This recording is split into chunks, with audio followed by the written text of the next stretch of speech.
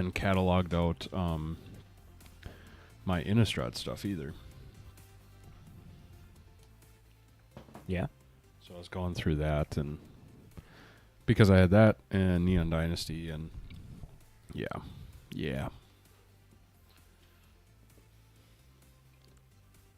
Okay, I think that looks good. Okay, Magic Folk. Hello. What up?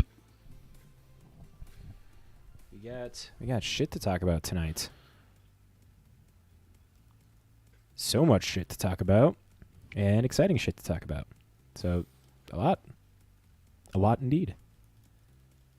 Well, I guess the real question is, I think I always do this. It's like, am I missing anything?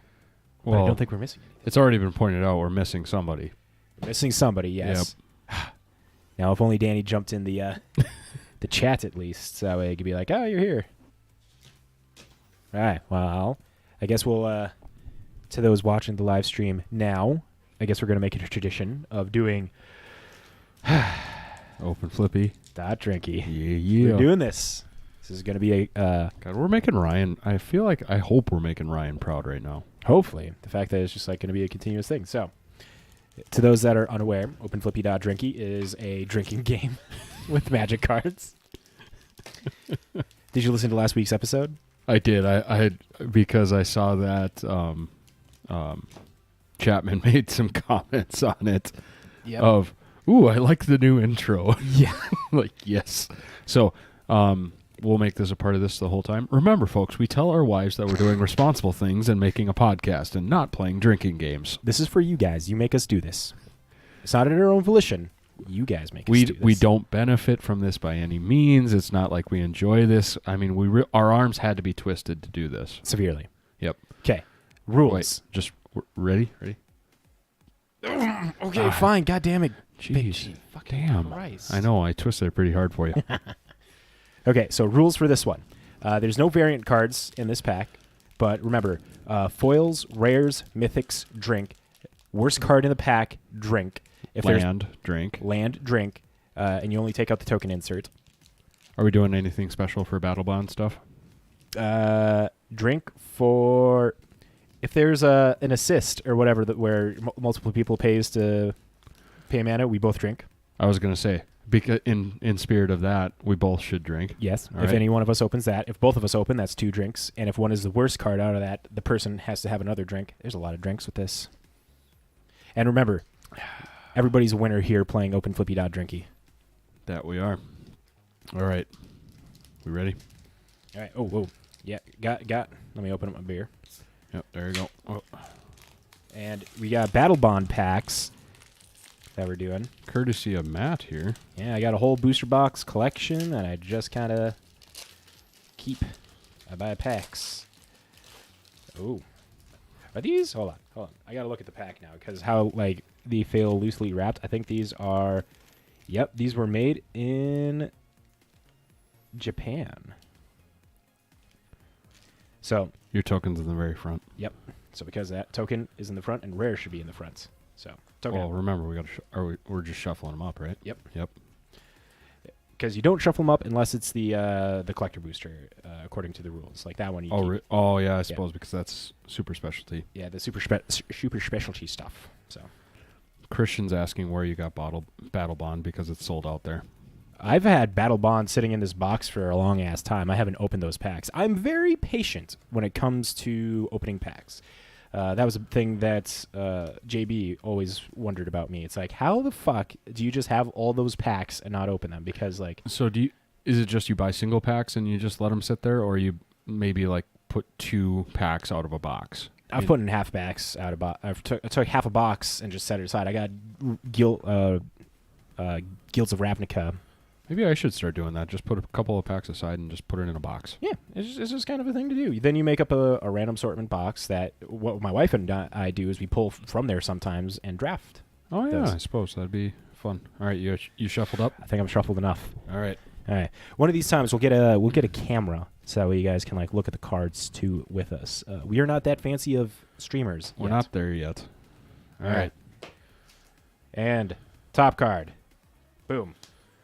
All right, I got Night Market Guard. I got Sparring Mummy. It's a 4-mana 3/3. It's a mummy on it. Mine's a 3-mana 3/1 and can block an additional creature each combat. Okay, I'd say mine sucks worse. So, because it taps a... Okay. You drink away, sir. Drink away. All I got a Peach Angry Orchard right now. Peach Mango. I did the old-fashioned one out of there. Dang it. Magmatic Force. Rare. Ooh, Omen Speaker. Foil. Shitty one. And Yep. foil. It's 2. Hey, I don't know what you're talking about. Omen Speaker's awesome. Compared to this flip, I got Consulate Skygate. I got Blood Feud. I think, yep, you win that one again. Well, you lose that one, I win that one. I don't know. I win. Haha, shock. Doomed Traveler. So who's really got the worst one out of the two of us? Because they're both 1 cost, but you kill mine with yours, I still get something. I think, to be fair, we both drink. Sounds good to me. Cheers, sir. Cheers.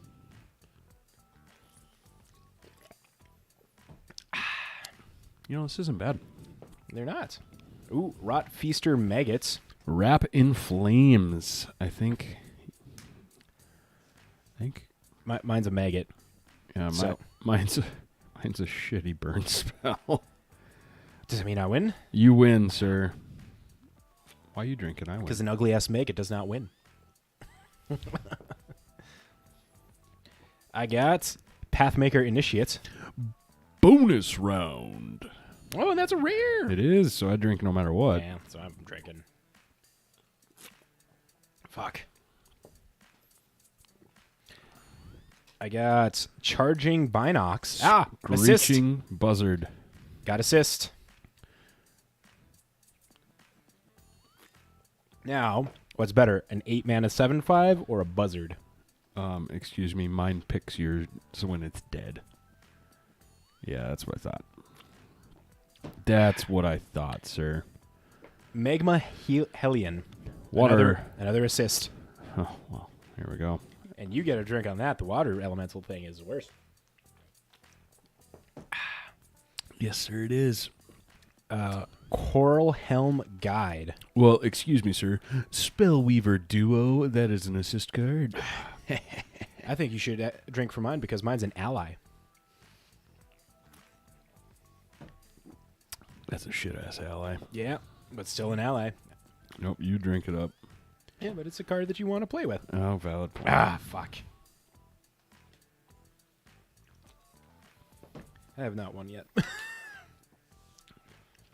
Oh, we only got 5 cards left. I haven't hit my land yet. Swarm Budflyers. Orikios Explorer. Mine's a big flying bug that puts counters and stuff, and whenever a creature dies, I put a +1 counter on him. I say that's pretty strong. Excuse me, sir. This is White Ramp right here. Hold on. Hold White on. isn't supposed to do that shit. That's the worst card, clearly. Success. Win number 1. I got Shoulder to Shoulder. Support. Lead by example. Support 2. Oh, and I draw a card with mine. I get 2 +1/+1 counters at instant speed on mine. I think drawing a card is better. I think beefing up your creatures is better. Card advantage, sir. Creature advantage. Card advantage. What are you going to do without creatures when I'm drawing cards and killing your creatures in white and ramping? Oh, bullshit. Bullshit. Whatever.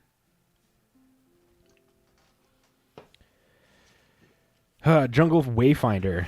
Oh, dude, you're so fucked on this one. It's a land. It is a land. It is your land. Woo! But I still think mine's not shitty. It land ramps. Oh. Literally just said that 2 cards ago for mine. Come on. Yeah, but yours is white. Oh, fuck off. Relentless Hunter. It gets +1 in trample till end of turn. It's a 3-mana 3/3. Borderland Marauder. When it attacks, it gets +2/+0 until end of turn. And I don't have to pay for it. Yeah, but I could keep paying and making this big to kill you out. I don't know. It's a 3-mana 3/3. The value is too real. All right, fine. Fucking rights. You win, sir. Final card. Ah, damn. Here I thought it was another assist card. Nimbus Champion. Lightning Talons. Ooh, that just sounds way cooler than a Nimbus Champion. So Yep. I'll take that. That's what I thought. All right. What's your score? Out of 15 cards, I drank. Oh, we can't counting the assists. I don't know what the assists were. I drank 4 less. Oh shit! We tied her up today. I think it's a tie. Beautiful, beautiful, and this is how these episodes will go. But speaking of how these episodes will go, Oh, damn. Look at you. I think we should get this episode going. That way we can rub it into Danny's face that we are an efficient team. We don't side tangent at all. You know, that's the sad thing. He gives us... Christian says, if it's a tie, is it a new booster pack? Maybe. Maybe at the end of the episode. We got to keep on a timely schedule, so that way we can rub it in Danny's face. Yeah, we don't nearly get on as long a side tangents as he does. It's tough to say. Like, I do feel that the joke is there, but Danny is always like pushing us along. Though we definitely egg him on when he's here to push the side tangents on. No way. I don't know what you're talking about. It is our pastime, egging on Danny. Hey, you know what? Who else should we thank for egging on Danny or supporting us in egging on Danny? His wife for allowing him to come here so that way we can actually do that. I was thinking about the Patreons, but we haven't even done the introduction yet. well, what the heck? Yeah, I thought we just skipped over the introduction now. Let's jump into that intro. Hello and welcome, Magic folk, to episode 132 of This Week in MTG, your aggregate news source for all things Magic the Gathering. I am your host, Matt Olson. Over there, we have your other host, Big G. What's up, everybody? Who kind of got smacked. Nah, I don't know. None of us got smacked. You can't call it smacked when we got tied. Yeah, we got tied. To those that don't know, we do open flippy.drinky at the beginning of these episodes now. I guess it's a common occurrence. We made it happen. Yep. We made it happen. So, no Danny tonight. He is traveling. And also, you're probably wondering, to those watching the live stream, I think this episode's still going to be coming out on Tuesday. Wait a minute. Matt, wait. Why are you guys recording on a Sunday night?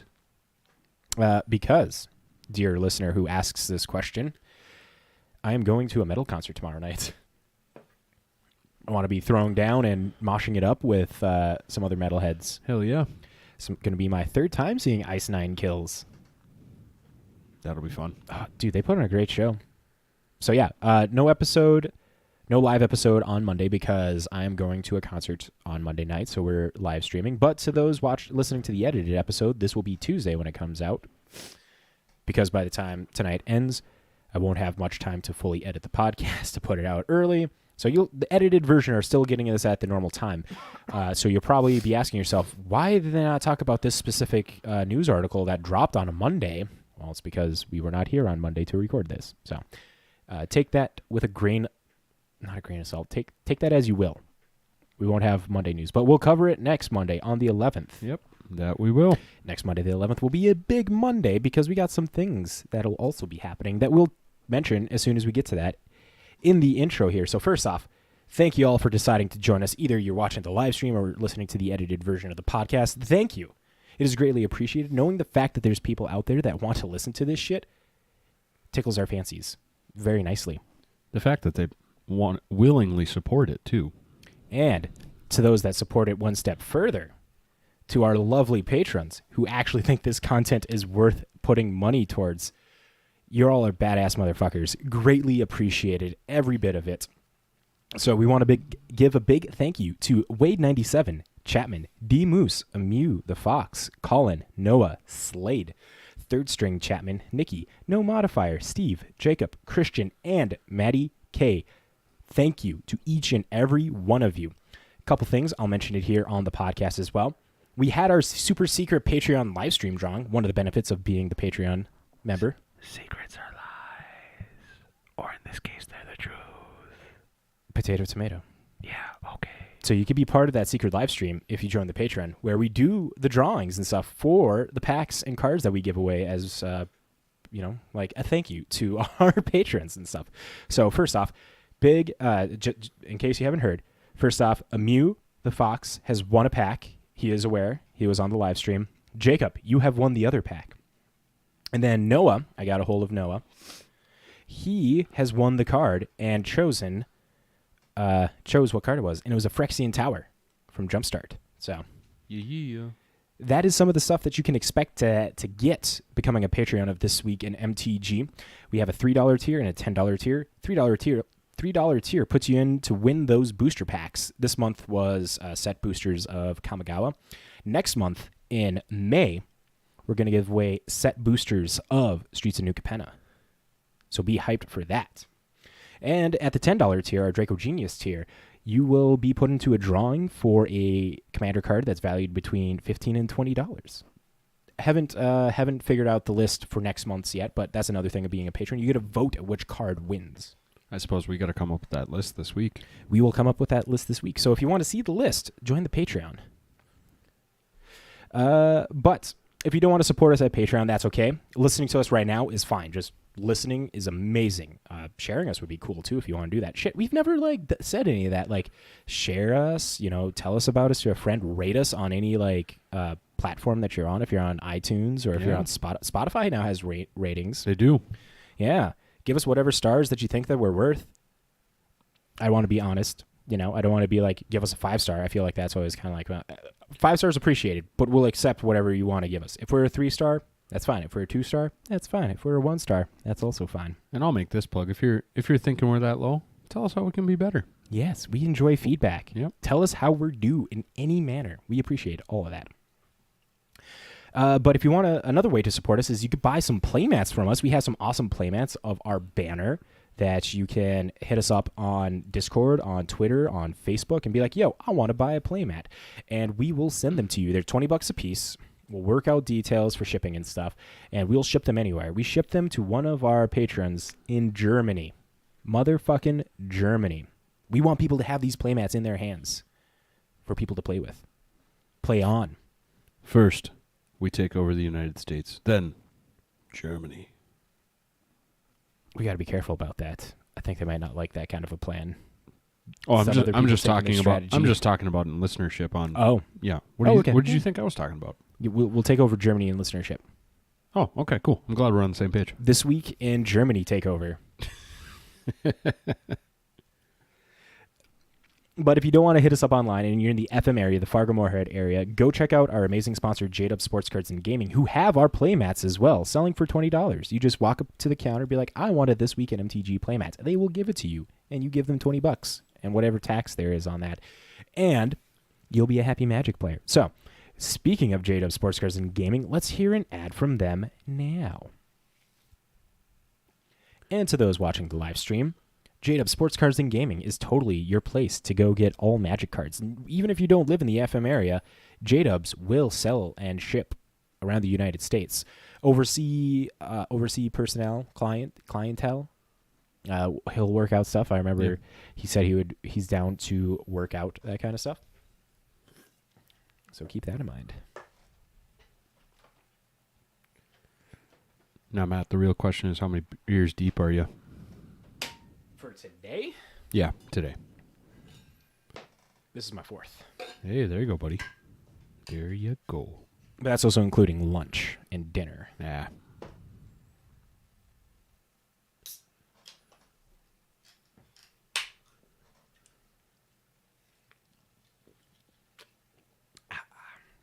Wetting that whistle. I was about to say, we don't have Danny here. We'll take Danny's spot. We can put cans there.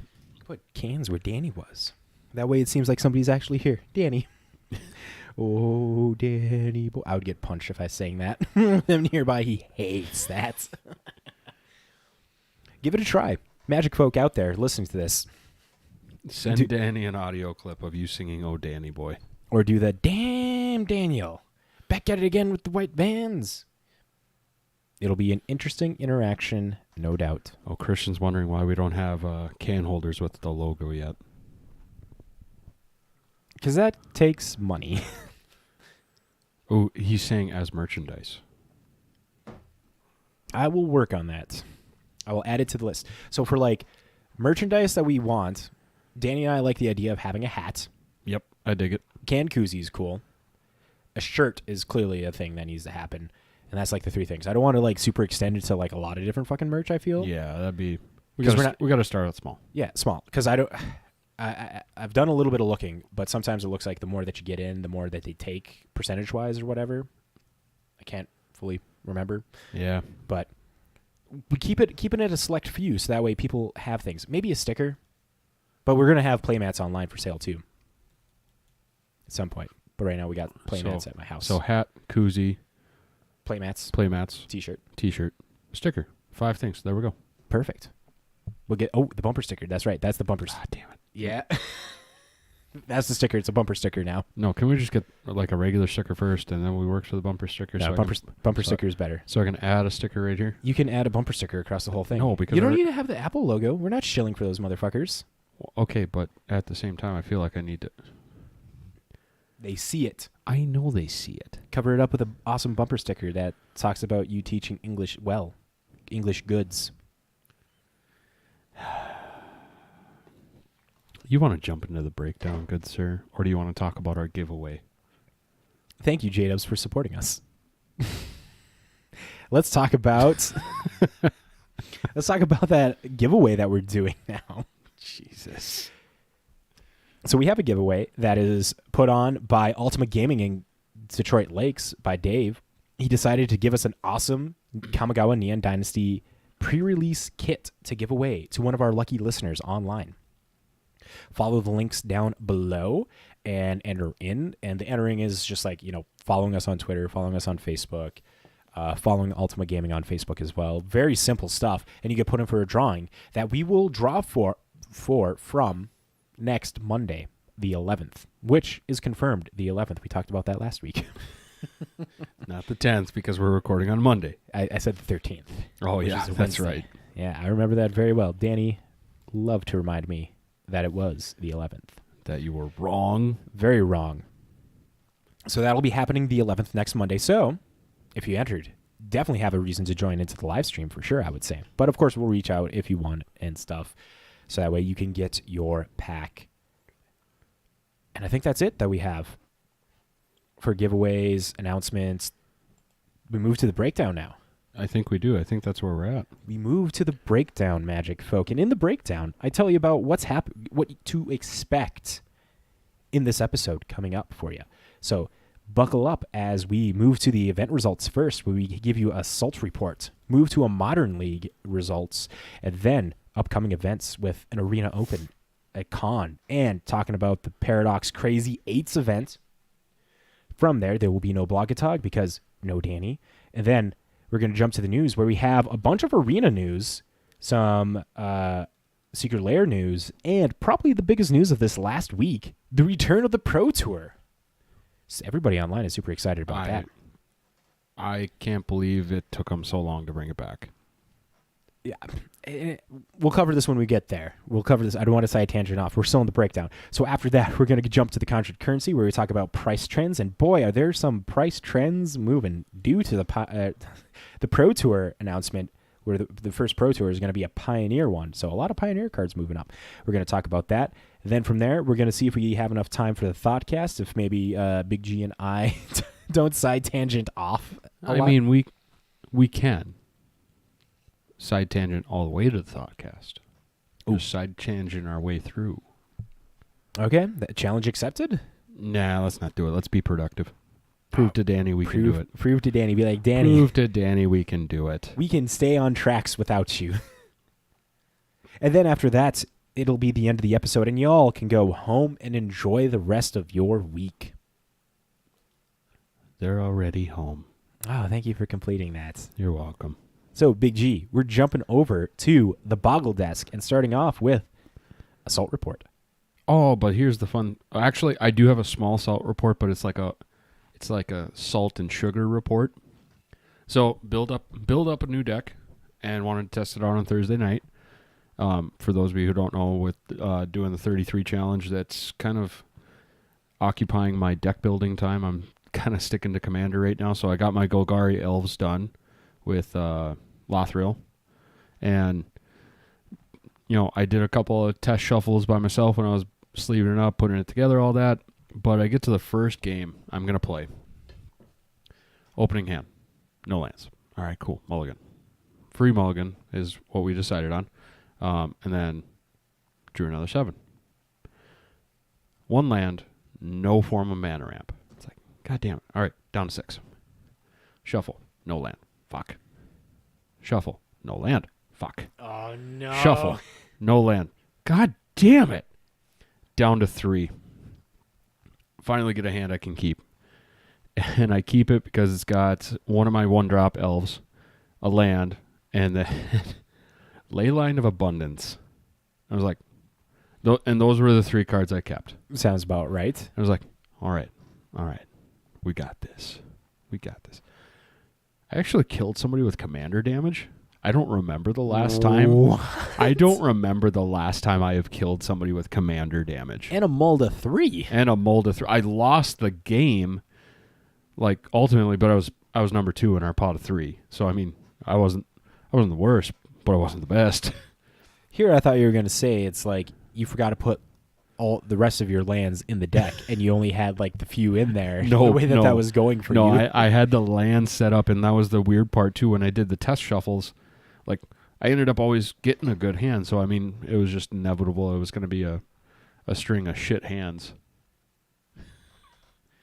I dig the onesie. Yeah. Yep. So I mean, like I said, salt, a little bit of salt, but ended up being sweet because, yeah, ended up killing with commander damage one of the guys, and I was like, on a Mulda fucking 3 even. and I was like, what the hell? This shouldn't happen. But Okay. good to know that your deck can do that. No kidding. Well, starting with a Leyline of Abundance and whatever 1-drop elf it was and shit, like the ramp there it was, already. Farnhorn elves. Farnhorn, okay. The no. Yeah, it was the pre-Land War elf, wasn't it? No, Land War elf was still first. Finhorn was Yep. Finhorn came out in Ice Age. Yep. Wasn't it? So. Okay. But yeah, there's mine. And I see that you have one too on our show notes. Yeah, I put this one in here. It's not a salt report; it's a sugar report. Ooh, I would sugar. Should we do a sugar and a salt report? I figure it falls into the same category. All right, there. cool. So, Anyway, go ahead. Yeah, let's just say if it's either salt or sugar and stuff. But I had the complete and awesome honor to meet No Modifier, Patreon and Discord member, and the guy that's hosting on our Brawl Leagues, we'll talk about here in a little bit. And I got to meet him in person. Came up to Fargo, and we played some Magic together. Came up, we bought some packs. We did a Winchester draft. Winchester or Winston, I can't remember which one it's called. We drafted, it's one of the two-player draft formats. Bought a pack of Keldheim, bought a pack of Kamigawa, and bought a pack of Ikoria. Very intense. He put together a Jund deck. I put together a Bant deck. And game 1 was so fucking close. Was that the one I walked in on? Or were you on game 2 at that point? Game 1, where I was like doing the Hail Marys. He was down to 4. I was down to 3. So his Ikoria pack, he drafted Yadaro, Wandering Monster, or whatever, the Dirtle Turtle that cycles, and it's the 8/8 Trample Haste. Oh, yep. We got to the point where he could just like straight up hardcast that. And it's an 8/8 Trample Haste. But in my Keldheim pack, or one of the Keldheim cards that I drafted, I got the Raven form that I foretold at like turn 2 when I could and stuff. And so he hit me and brought me down to 3. And the only thing that pretty much won me the game was that I was able to exile that and swing in the following turn with 2 flyers. He had 1 flyer after that.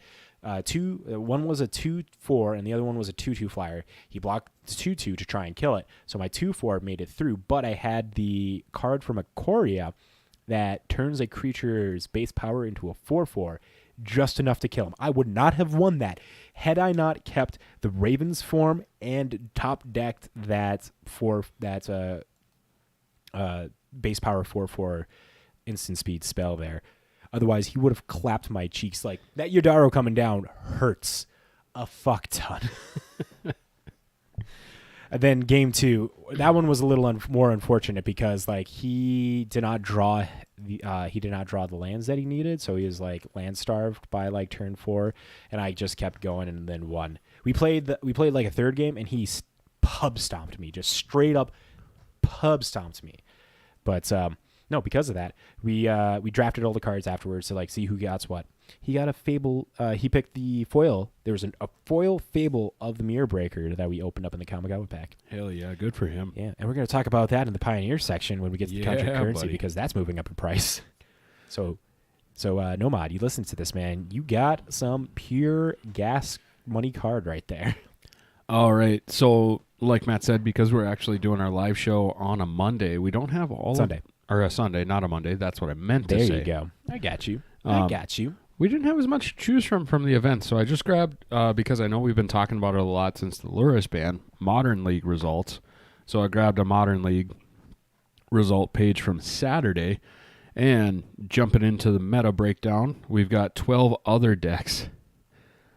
Christian, it's not Monday for us, bud. It's true. It is Monday for him. Yep.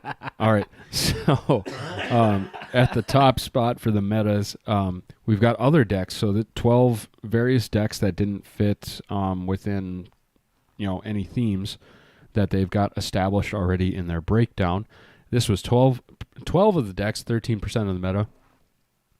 But then Blink came in at second as far as the meta breakdown goes with 6 decks at 6.6% of the meta. 5-color Omnath had 5 decks at 5.5% of the meta, and Death Shadow had 4 decks at 4.4% of the meta. And then jumping into the most played cards, it's like the monkey likes to stay at the top. Ragavan is sitting at 106 copies, 31% of the decks. Lightning Bolt sitting at 103 copies, 35% of the decks. Teferi Time Raveler, 81 copies, 25% of the decks, and Fury had 73 copies at 27% of the decks. Top creatures, Ragavan still sitting at the number 1, Fury sitting at number 2, but then number 3, Solitude with 70 copies, 20% of the decks. And Seasoned Pyromancer had 59 copies and 20% of the decks. Then jumping in the top spells, we got Lightning Bolt and we got Teferi Time Raveler. But then third place coming in for top spells is Prismatic Ending, 70 copies, 22% of the decks. And then fourth top played spell, Renin 6, 68 copies and 20% of the decks. Okay, so a quick reminder. Leagues are like below challenges, so this is where people can have a little more fun with their decks. Like you do like 5-0s and shit like that. I love to look at leagues because it shows you like the amount of creativity that people have in these decks. So, an Obosh aggro mono red deck was one that went like 5-0, running Seasoned Pyromancers and all this jazz, just like straight up Obosh burn, which was really cool. Saheeli Combo showing up as one of the Omnath decks, and Saheeli Combo, as a reminder, is like you use Saheeli Rai to bounce a Felidar Guardian continuously, make a bunch of those hasty motherfuckers enough to kill an opponent. And the fact it's regarded as like a tier 2 combo that's like a weirder form of Splinter Twin. Like it doesn't like it. The way that smarter modern players talk about it is that it's not Splinter Twin. It's like a Splinter Twin adjacent and stuff, which still blows my mind because like Splinter Twin was apparently powerful and people want that shit back. But here we got like a Saheeli Combo that, I don't know, seems a little more versatile. I don't know. Just as good. But just wanted to point that out. Saheeli Combo making 5-0s and stuff with the Luris ban. One crazy thing in that deck, it's actually running an Eska's Chariot, which doubles up on tokens, which is what Saheeli makes, tokens. Yeah. All right. But yeah, so we don't have some of the bigger results, although, actually, live lookup, because I know you posted it. Or the NRG one? Yep. Yeah. Did you post it in the news? I did. No. I posted it in the Magic discussion, I think. Thank you. That's all right, just a Twitter so post. We'll probably talk a little bit more about this next week, but we got Jason Ashcraft in the chat. Sup, man? Hell yeah, brother. Woo! All right, so we don't have all the details yet, or at least all the ones that we like to share out, but congratulations to the NRG winner of the 20K showdown, Piper Hawk. She ended up winning with a Living End deck, and came in as the second player to qualify for this year's NRG Championship. So, you know what, Piper, congratulations to you. And next week we'll talk a little bit more about the deck breakdowns and everything we got going on. So, that's what we got there as far as our results. So, with some upcoming events we got going on, we've got the Arena Open for April 2022, and it's going to be historic format. And it is a 2-day event kicking off on April 16th, which is in 2 weeks. So you need to best your opponents in 7 best of 1 or 4 best of 3 matches and receive the invitation for Day 2's intense competition for prizes up to $2,500. A few things before you get overly excited. You do need to be 18 or over to participate. You need to be regionally eligible for the restrictions below, void where prohibited, which we'll link those in with the terms and conditions that apply to this. And then receiving monetary rewards requires having or creating a Wizards DCI or iPayout account. iPayout accounts cannot be created in advance. So like I said, Day 1 is going to be on April 16th. That's a Saturday for you with both best of 1 and best of 3 historic matches to determine who will be invited to Day 2. Best of 1, like I said before, you need to have 7 wins to earn the invitation. Best of 3, you need 4 wins. So then, everyone who enters, you will get a Neon Samurai sleeves for your deck on Arena. There we go. Jeez. And then, jumping into a few more of the details for the events. The start time for the event will be 6 a.m. Pacific time, and it will end 3 a.m. Our sign-up will end on February 27th, which has already passed. That's really weird. I'm reading it right off of the website. Really? That's what it says? Sign-ups? Yeah, sign-up ends in February 27th. I feel like that's got to be a misprint. So that has to be. It has to be. So the event itself will end on September 17th at 6 a.m. Pacific time. Well, I'm trying to even just understand when. Watsy, what the hell is going on there? Here's your fucking or your proofreaders, right? I don't Something I seems can't off even about this. I can't even figure out when that would actually be. Maybe it's supposed to be April 15th. How did you get February 27th? I don't know, dude. Oh I don't know. Okay, I'm so there with you. Anyways, continue. So you know what? Listeners, we're sorry. Link below so that way we cover our tracks. We cite our sources. Yeah. This is fucking stated there. Yep. So just make sure you sign up for the event. No matches will begin after the end match time, but matches in progress will be allowed to finish. And your entry fee for this one is $25,000 in gold or $5,000 in gem. And that is for both the best of 1 and best of 3. Already gave the breakdown of what you need to qualify for Day 2. But just in case you want to know what you could win for prizes, for the best of 1, if you get 6 wins and you don't get that 7 win, you get $25,000 in gems. 5 wins, you get $1,000 in gem, and 0 to 4 wins, you get nothing. So make sure you bring your A game to that. And then traditional, the best of 3, 4 wins, like we said, you get that Day 2 invitation. 3 wins, you get 5,000 gems. 2 wins, 3,000. 1 win, 1,000 gems. And 0 wins, you get nothing. No pity packs, no nothing other than them sleeves. And Day 2, if you get lucky enough to get into it, your entry window is April 17th, 6 a.m. to 8 a.m. Pacific time. You need to join during this 2-hour window. That way, you will have plenty of time to get into your events and everything like that. The event end, no new matches will happen after April 17th at 6 p.m. Pacific time. You sure it's not February 27th? No, I'm looking at it. They have this section of it right. Sorry, I just got to poke fun at you a little more. you would think, like, when we make mistakes, it's at least understandable. We're schmucks with microphones that Yes. work while we're putting together show notes, but Yes. they have people that work on this shit. All right, but then it is traditional historic. Your entry fee is you just need to have that token that you earned on day 1, and it is best of 3 until 8 wins or 2 losses.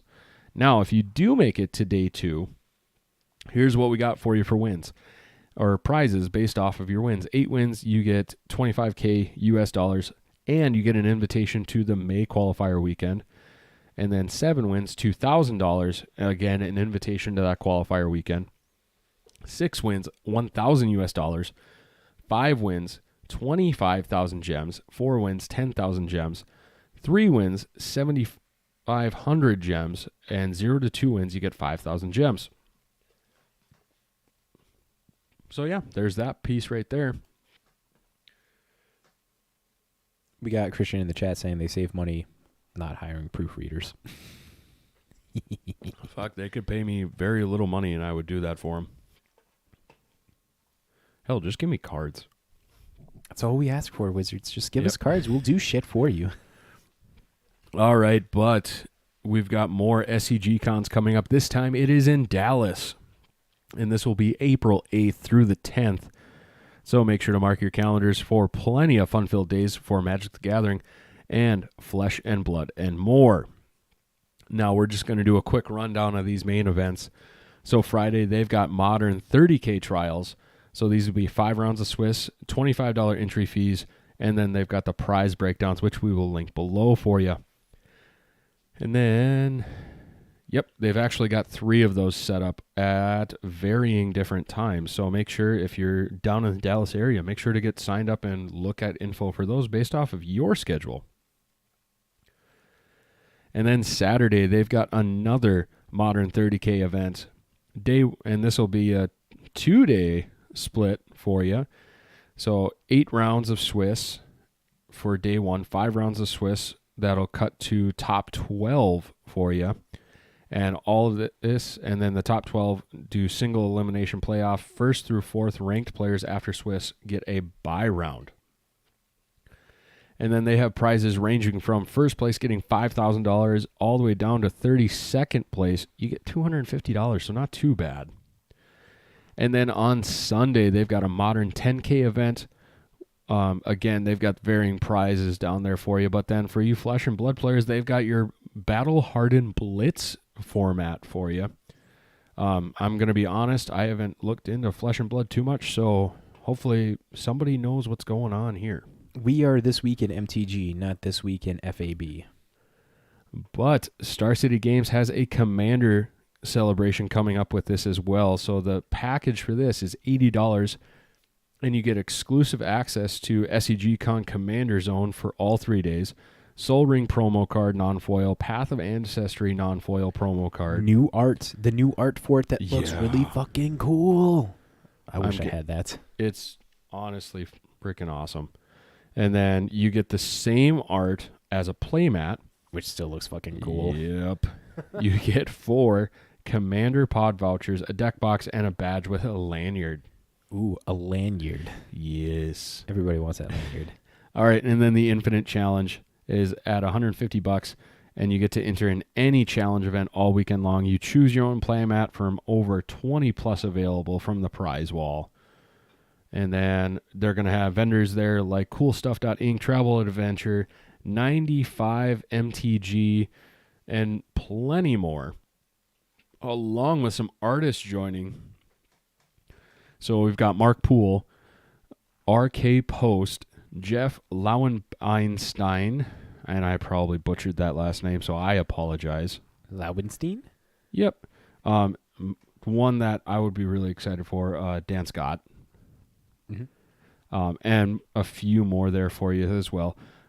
You do need to provide your proof of COVID-19 vaccination or have that negative test within 72 hours prior to the entry. And yeah, there we go. We'll go ahead and link all that information down below for you so that way you can jump in there if you're in the Dallas area. I know there's a bunch of content creators that are going to be heading down there. If I'm not mistaken, mistaken, the guys at the Dive Down podcast are going to be going. Ooh, Shane and Stanislav are both going to be going down there. Dave yeah. could not make it. Not connected by them or anyways. I just love their podcast a lot. So, All right, and then jumping a little bit more local for us, we've got Paradox doing their Crazy 8. We've got Popper this time around. So on April 9th, starting at 1 p.m., as long as you pay that $9.99 entry fee, you get the chance to play some Swiss rounds that cut into tops with the Popper format. So this will be a lot of fun for you Popper fans out there. Just like before, breakdown's very similar for us. First place, you get that Crazy 8 playmat and a final table seat for the final event for Crazy 8. And then all of the prizes are based off of 16 players showing up. So 4-0, you get 6 packs. 3-1, you get 4. 2-2, you get 2 packs. And all other records, you get 1 pack. So there you go.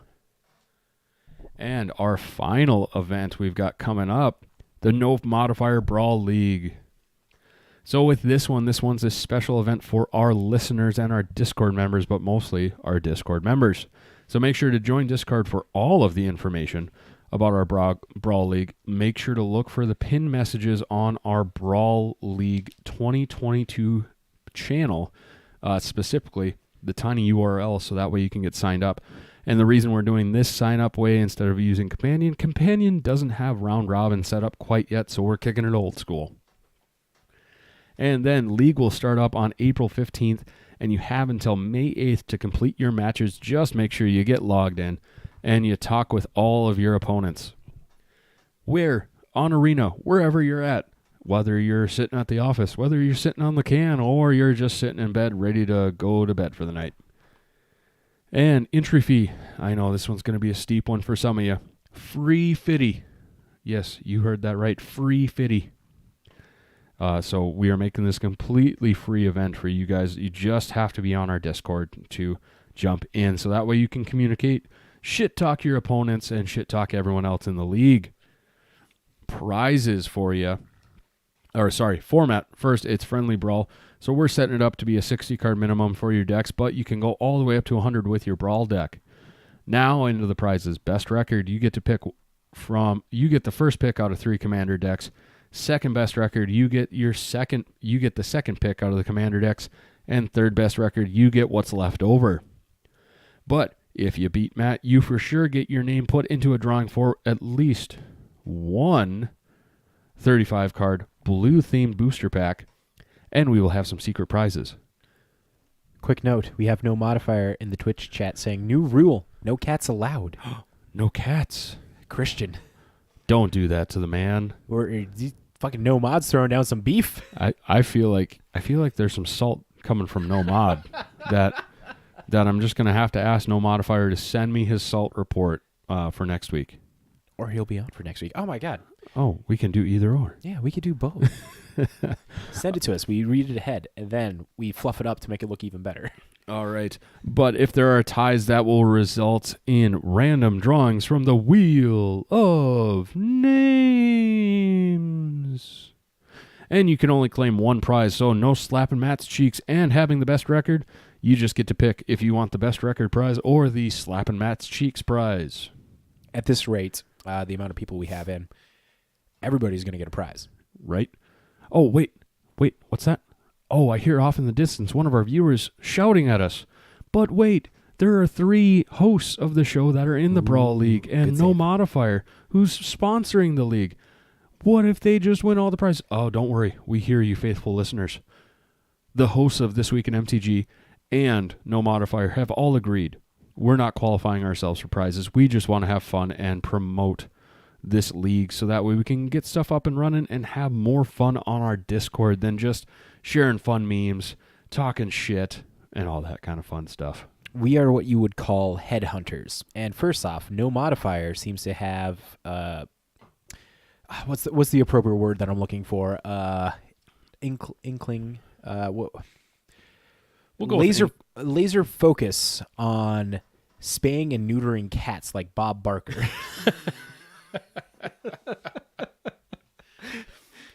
Yeah, he's going after Christian hard right now.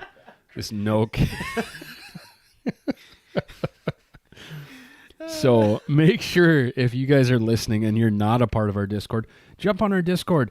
We're going to have celebrations we're going to welcome you in. We're going to congratulate you for joining our Discord. We might even have some secret prizes set up for certain numbers of entries because we've got them numbered to see who joined when and all that jazz.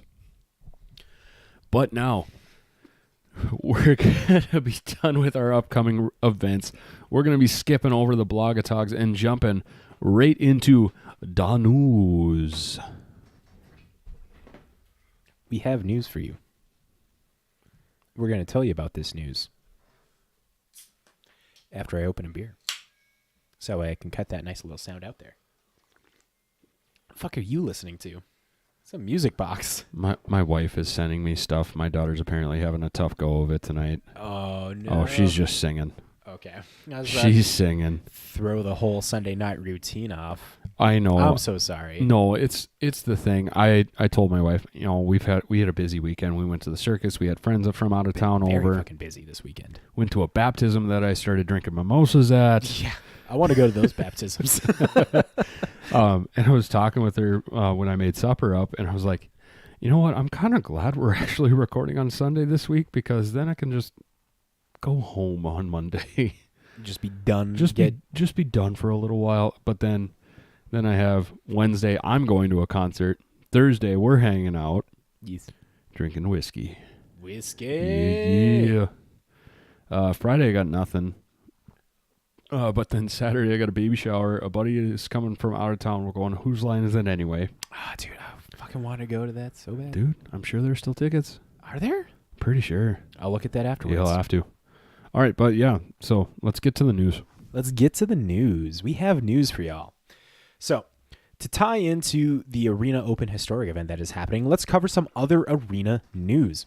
First up, in the weekly Arena announcements article that WotC released this last week, there is the release of Alchemy Kamigawa bundles that will include 20 Alchemy Kamigawa boosters for the low price of 15,000 in gold or 3,000 in gems. The Alchemy Kamigawa bundle has replaced the Alchemy Innistrad bundles, so you no longer are able to get those. But from my understanding, you can still get the single packs of Alchemy Innistrad along with the Kamigawa Alchemy cards and stuff. List all those new cards and stuff below that have like their own spell books. Is that what the Alchemy cards pull from? Yeah, spell books. So along with the release of the Kamigawa bundle, the Mythic booster packs have been released as well. And as a reminder, these are the packs that were introduced with the Arena Economy stream from about 2 weeks ago that will, quote, ensure that the card in the rare or mythic rare slot is always a mythic rare unless it's replaced by a wild card. No idea of what wild card it's getting replaced by. It could be a rare wild card, or it could be a mythic rare wild card. So those mythic rare packs will cost 1,300 in gold, or you can get a pack of 10 for 2,600 gems. And the last bit of news for Arena is the upcoming Alchemy balance changes. Quote, as part of the April 7th game update, we are planning to rebalance a number of cards in Alchemy. Since this is very close to the qualifier weekend, we wanted to give players as much notice as possible. The upcoming changes, unquote. The upcoming changes are more focused on warriors, equipment, elves, and a few other cards. With Zendikar Rising, there were some good warriors and equipment cards that they feel that needed to get buffed because they were a bit easy to remove, struggle to get re-equipped because of the high cost. So these 10 cards are going to have changes to them. Arms Scavenger, Armory Veteran, Dwarf Hold Champion, Brunor Battlehammer, Expedition Supplier, Goma Fada Vanguard, Kargan Intimidator, Kargan War Leader, Nihiri Heir of Ancients, and Plate Armor. If these cards were any cards that you run in your deck, check the article to see what changes there were, but most of the changes are buffs to them, reducing equipped costs, giving power bumps, and stuff like that. Next up are 12 cards that focus on elves getting changed to give the elf decks more options and flexibilities. Because right now, apparently in Alchemy, it's all just kind of like homogenized one kind of elf deck. They want to like break that up. So same thing as with the warriors and stuff. We're just going to say the name of the cards.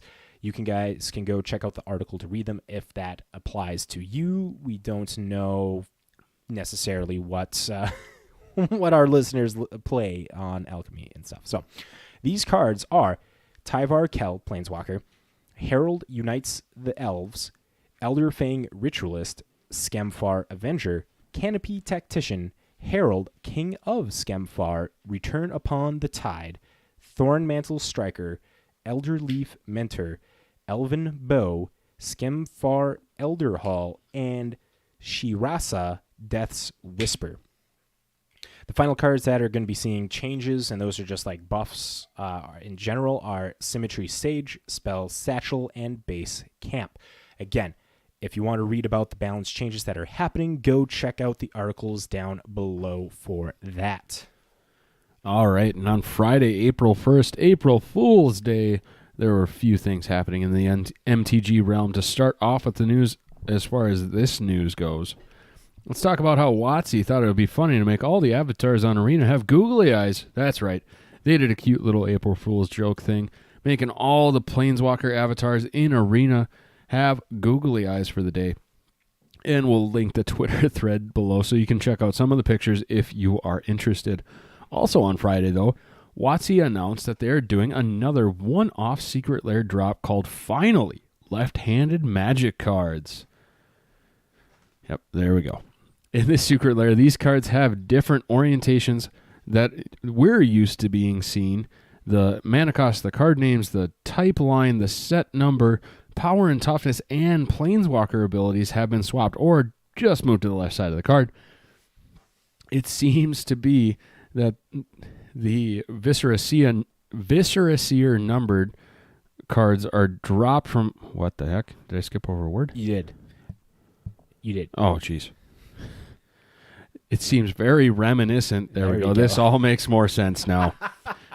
I don't know how I skipped over reminiscent, but whatever. I don't know either. You kept going. Right, I'm like, maybe he's going to like ad-lib this. Yeah, maybe I was. Sense. Who knows? Anyway, very reminiscent of the Viscera Seer numbered cards from a few drops ago. And the cards you will find this drop are going to be Sisay Weatherlight Captain. Hashtag words are hard. Hashtag words are hard after a few beers right away. Open flippy dot drink, you motherfuckers. All right. Empress Galena, Geralf's Messenger, Ragark, son of Rhaegar, and Garruk, Caller of the Beast, all done with new art highlighting them using their left hands for something. These are pretty interesting and unique cards, and some of them are a slam dunk. The left-handed Secret Lair will be selling for $29.99 for non-foil and $39.99 for traditional foil, with both having an Arena redemption code for 5 sleeves of the new arts. Finally, left-handed Magic cards will be available for purchase through the Secret Lair website starting on April 11th, 9 a.m. Pacific Time through May 9th, 9 a.m. Pacific Time. And here's the one last bit of information that came up with this announcement. Wizards stated at the end of the article, plus, look for an April 2022 Super Drop to be revealed soon. So we've got more to look forward to there, and we will definitely be talking about it here in the next few weeks. But wait, Matt, I think there's more Secret Lair news, isn't there? Another Secret Lair drop was announced at the beginning of last week's weekly MTG live stream. The Astrology Lands Aries, which are full art mountains done in the artistic style of Jean D'Angelo. They look very beautiful, and like all the other previous astrology drops, this will contain 5 of these Aries mountains for $29.99 non-foil and $39.99 traditional foil. There will be bundles for these as well in foil and non-foil, where you get 25 of these mountains for $159.99 and $119.99 respectively. They look really cool. You know, I know people are poo-pooing on the fact that it's like, you're buying Secret Lair for these. I don't know. It's really tough. Like, they look cool, but the price does seem kind of kind of And outrageous. it 120 really is. for 25 basic lands. Yeah, it's going off that whole thing. Like, and we have talked about this over and over again. Oh no, we've talked about this more. I was going to say 3 times, but we talked about it with like the Godzilla lands, the too cool for shades lands. Yeah, we've essentially, if it's a basic land drop, we've talked about this where we may or may not like the art, and that's beside the point. It's the fact that Wizards is going, hey, here are basic lands for 5, way more. Yeah, 5 for way more than they need to be. 5 non-foils for $30. Like maybe that could. I think it'd be a little less egregious if it was like 10 for $30 non-foil, and then like 10. And that would be something too, because we've talked about that. We talked about this with that the wild card bundle on Arena. We've talked about it with just talking about regular buying packs. Like Wizards is hitting it out of the park with the standard set basic lands looking just phenomenal. Chef's kiss. Right? So beautiful. Where, you know what? I could take that $30 I could spend to get 5 of these lands and just highballing it at $5 a pack, you know, including taxes and whatnot. I can get 6 packs for that, where I can get 6 amazing, you know what? I might not get all mountains, all plains, whatever, but I can get those beautiful arts that they're featuring. But then on top of that, I can get, you know, for me, I buy set boosters. So there's the chance that I'm getting more than 6 rares out of these. But then just talking about, you know, you can maybe get some of those higher end non-foils and stuff coming out too. But I don't know. It's one of those weird things. I don't like them for the fact of what they are. And it's just 5 of them for $30. But if you look, if we're going to look at the full art from quick Conjured Currency section here, I'm looking at the basic lands that came out in Kamigawa, the Yuiko lands, the full art with the Japanese name for whatever they were, and the island in this case, one version is $1.40. So let's just be egregious and round it up to $2. You got $2 for one basic land for $30. $30 You get 15 of these exactly. lands. 15 of these because, lands. And they're giving you a third of that. A third. Exactly. So, you know what? If these lands are your thing and you're liking them and you're willing to lay down the money, go for it. That's on you. Don't let us poo-poo on the fact that these lands are beautiful. We might suggest, I don't know, I can't even suggest like waiting for them to come out in like retail stores, because like the amount of people that maybe are going to be buying them are going to be less, so maybe they're just going to be inflated on the fact already. And maybe that's where the collector asks. Fucking Wizards is fucking doing this on purpose. They're looking for fucking inflated prices on stupid basic lands that look very good. I don't want to be mean or sounding anything like that to the artist. Jean D'Angelo has done a great job with all these basic lands and stuff so far. But Wizards fucking making it only just like 5 cards. And that's been the huge thing for me. But you know what? It is what it is. There are people that buy these and they love them, whether they play them, whether they frame them up, whatever they happen to be. But yeah. Well, should we move on to the next piece? Or are we done on our soapbox? I'm done on this soapbox. Okay, cool. All right, now for the biggest, juiciest, most exciting news to come from Wizards of the Coast. Y'all ready for the Pro Tour? That's correct. The Pro Tour is returning, and we're actually going to do this a little bit of a freestyle like we've done on some of our articles before, where we're just going to, we don't have any set scripted stuff we're going to talk about. We're just going to free flow this between Matt and I. We normally have Danny here to free flow with us, but alas, he is doing adult things. Yeah, he'd rather just be joining us in the Twitch chat instead of being here right next to us playing OpenFlippy.Drinky. It's and like fucking telling us to keep on track. Danny, you're not doing a good job. I haven't seen like 5 messages of us keeping on track. It's like he's trying to be responsible or something. Danny, stop being responsible. You're supposed to be like us. Irresponsible some of the time. And responsible the rest of it. Anyway. Danny, come back. You can blame it all on Matt. Whoa, hold on now. Hold on now. I don't take the blame for this.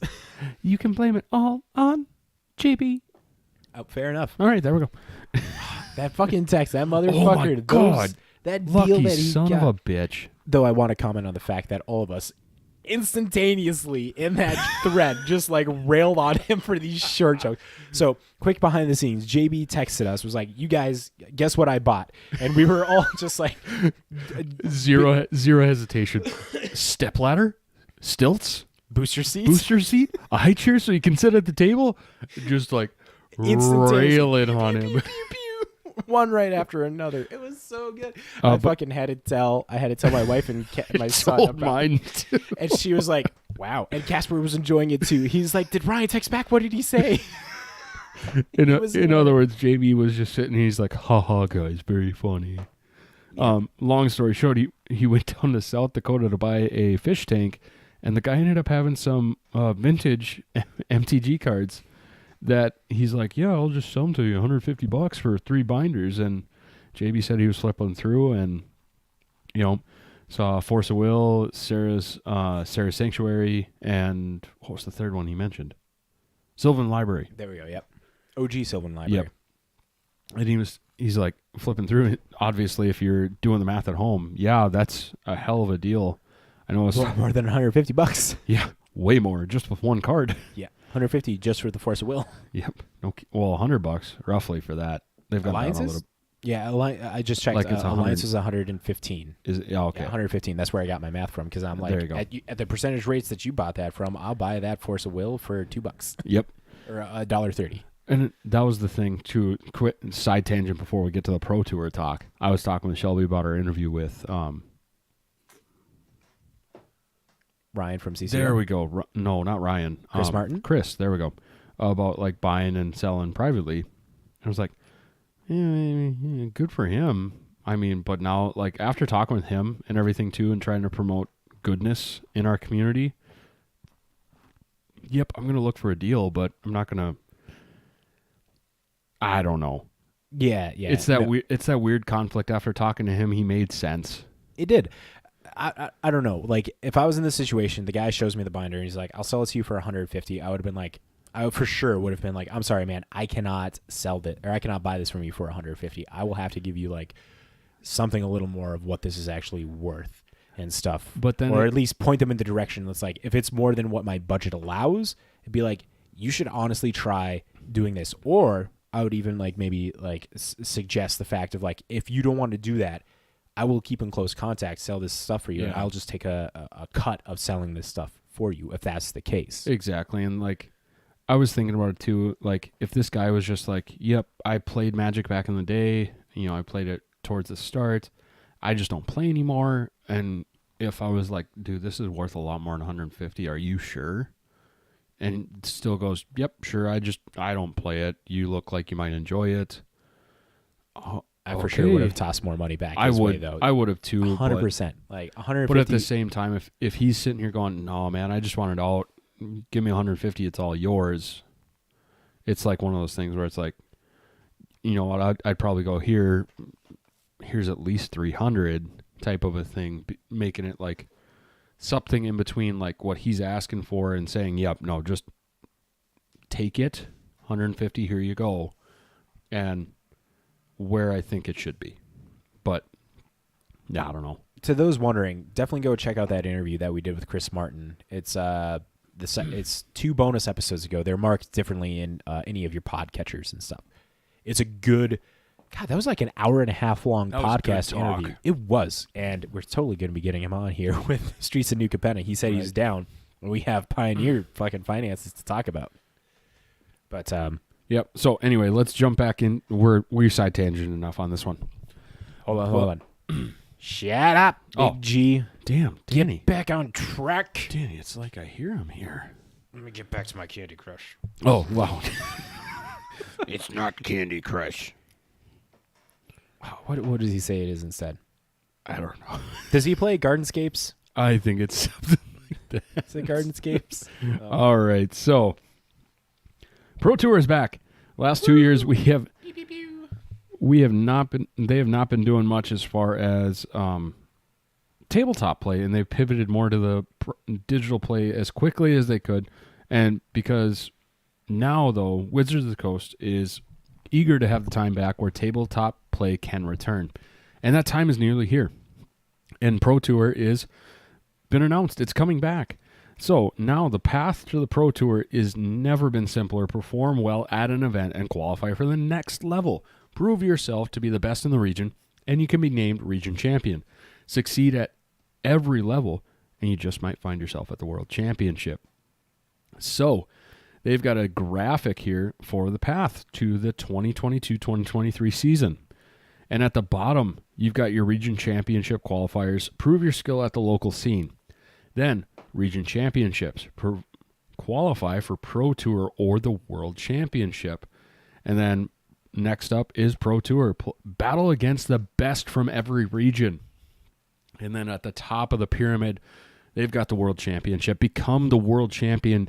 This is something we've talked about for a long time of wanting to sit here and go, it used to be a lot easier to qualify and play in the pros.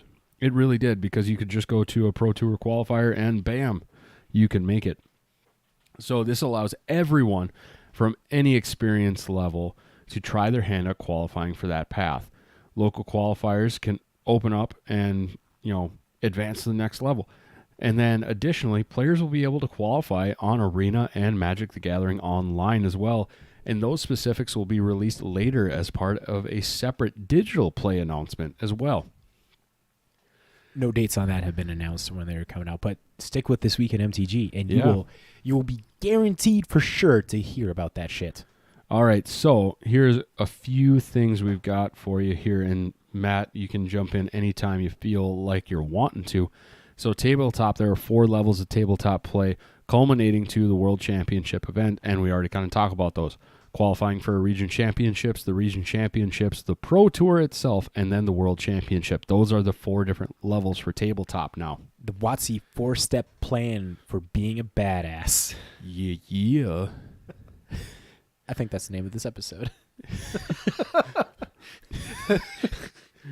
Step 1, build a shitty deck. Step 2, do well with the shitty deck. Step 3, be surprised you did well with the shitty deck. Step 4, shitty deck doesn't perform at the Worlds. No. Shitty deck stomps the Worlds. You gotta be dream big or go home. Dreams are free, motherfucker. Dream big. I was just trying to go for the funny here. You get all the way up, and then it's just, and it doesn't do shit. You have to mull down to 3 and finally get a land. First off, you mulled the 3, and you fucking took out one player in a 4-person pod. Imagine if it was only a 3-person. 3-person pod.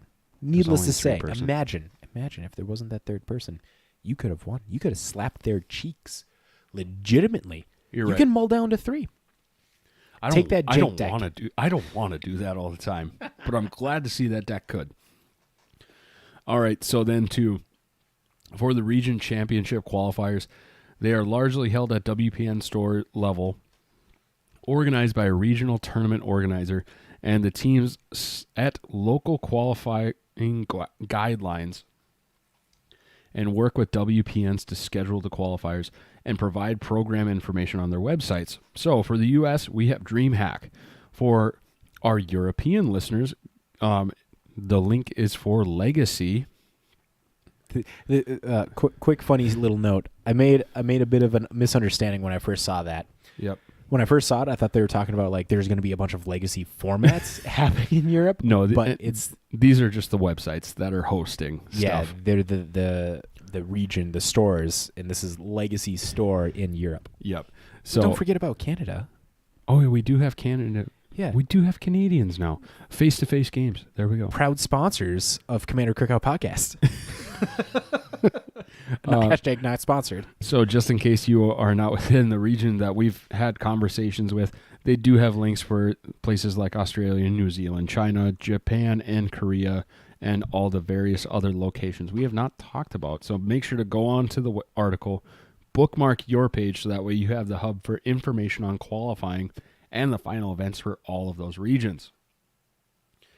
Now, I think this was part of the the thing that really got me interested was the promo cards. Okay. Beautiful, beautiful promos. So, Lava Spike, a non-foil, you get for participating at the local qualifiers, traditional foil for participating select large open qualifying events and side events for these regional finals.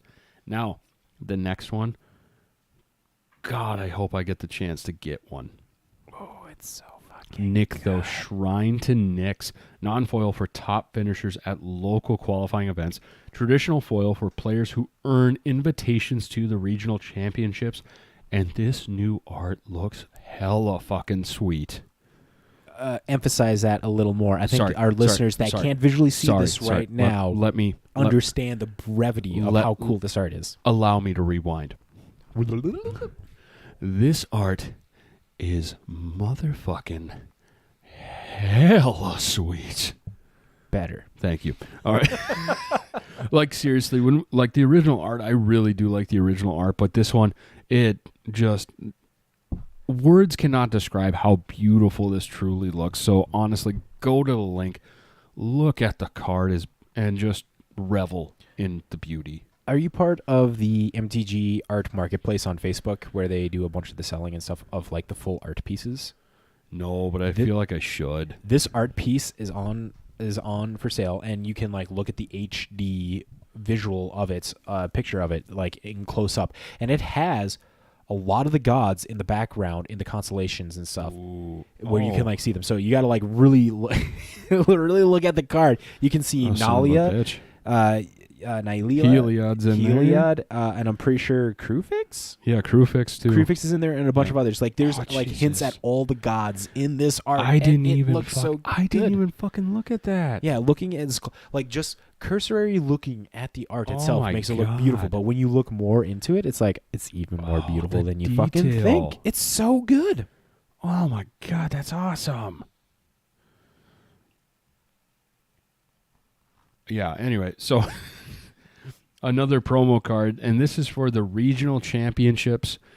You get a Teferi Hero of Dominaria non-foil regional championship participation, traditional foil for top finishers. They haven't changed the art, but they did change the icon for you. That way you know that you did fucking well. Right. Or at least you traded well. Either way, I mean, you get it through trade, you get it through play. This is awesome to have in your collection if you're looking more on the collection aspect of things. But you know what? You jump up to the Pro Tour.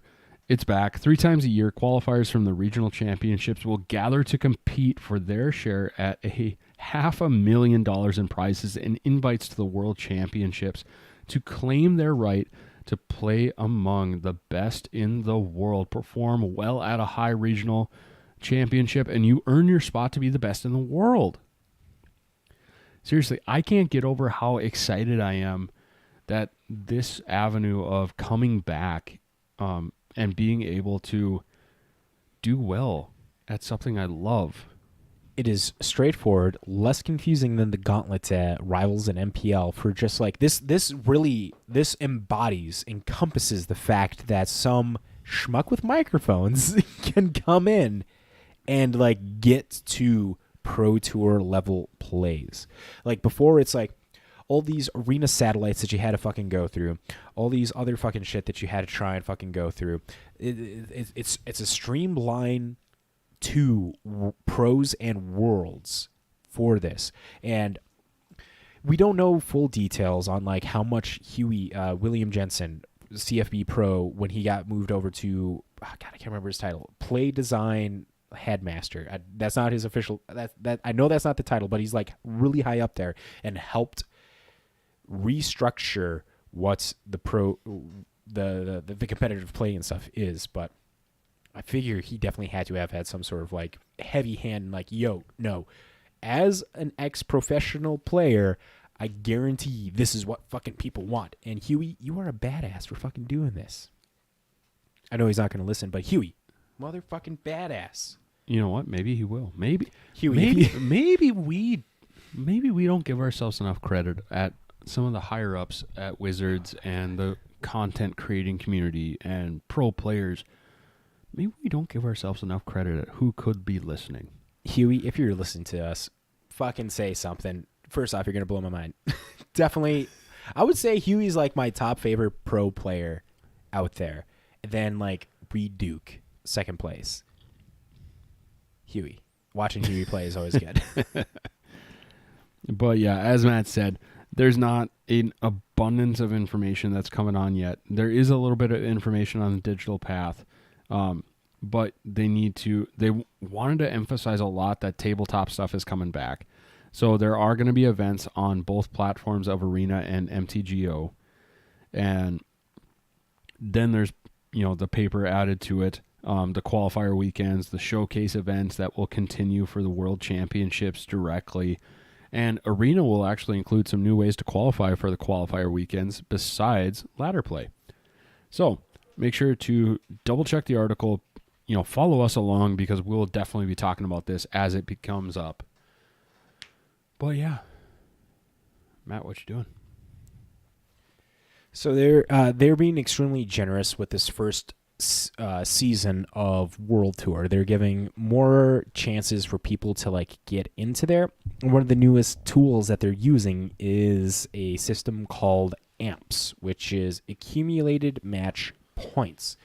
And I'm actually they don't have a nice graphic on their website that made it easy to understand. So bear with me as I go through some shit right here. And we're gonna Right here? Right here. Right there? Right here. Oh, okay. And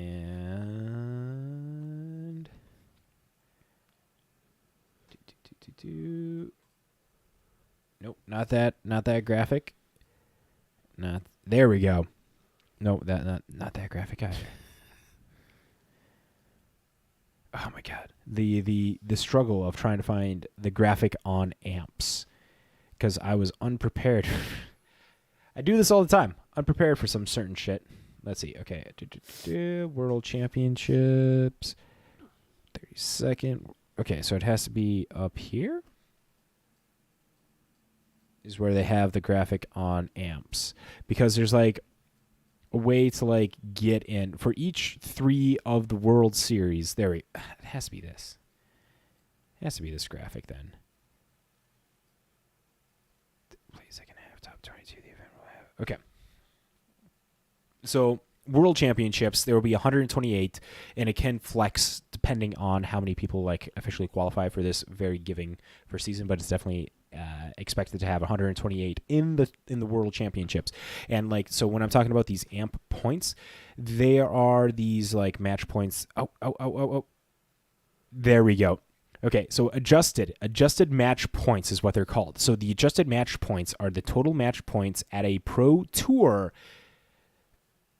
and they are going to be rewarded on good performance at the pro tour with future invitations. So top 8 players receive an additional 12 AMPs. Adjusted match points are going to be referred to as AMPs from now on. So top 8 players receive an additional 12 AMPs. This effectively guarantees a top 8 at a pro tour earns qualifications to the next 3 pro tours, which are happening in a season. And a season is within a year. There's going to be one World Tour, and give or take a year, how this is all going to like lay out. I think there's like a couple weeks difference and stuff there. Full details are going to be fully sussed out at another point. So AMPs are not tracking on a rolling basis. Looking back at the AMPs are tracked on a rolling basis, looking back at the last 3 Pro Tours, third level, for each Pro Tour invites, not on a yearly system.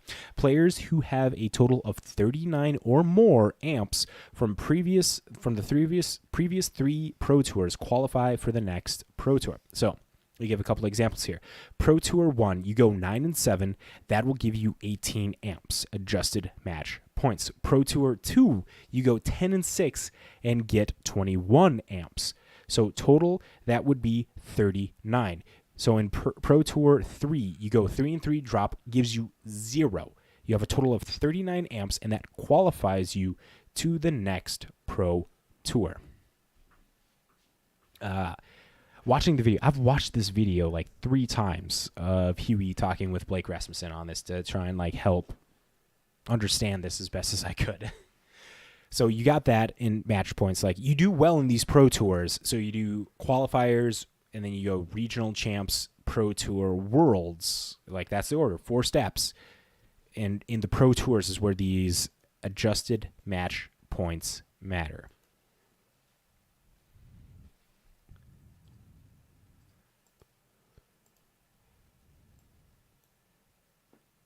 Okay, so you started. Is that all you got? That's all I kind of talked about. I mean, we talked a lot about it, and I mean, the sad part is we don't have all the info yet. I followed the Q&A that happened afterwards. After the live stream on Thursday, they went into their the official Wizards Discord and had a Q&A with a bunch of the people that helped this. And I figured it'd be cool to answer some of the questions here that people might have. One of the questions that were asked is about the Wizards companion app. And Watsy Scott on Discord answers this question saying, players will need a Wizards account to participate in Premier Play. If you already have signed up for the companion app or Magic the Gathering Arena, then you already have one. If you haven't signed up yet, or you'd like to log in to ensure your information is up to date, go to here.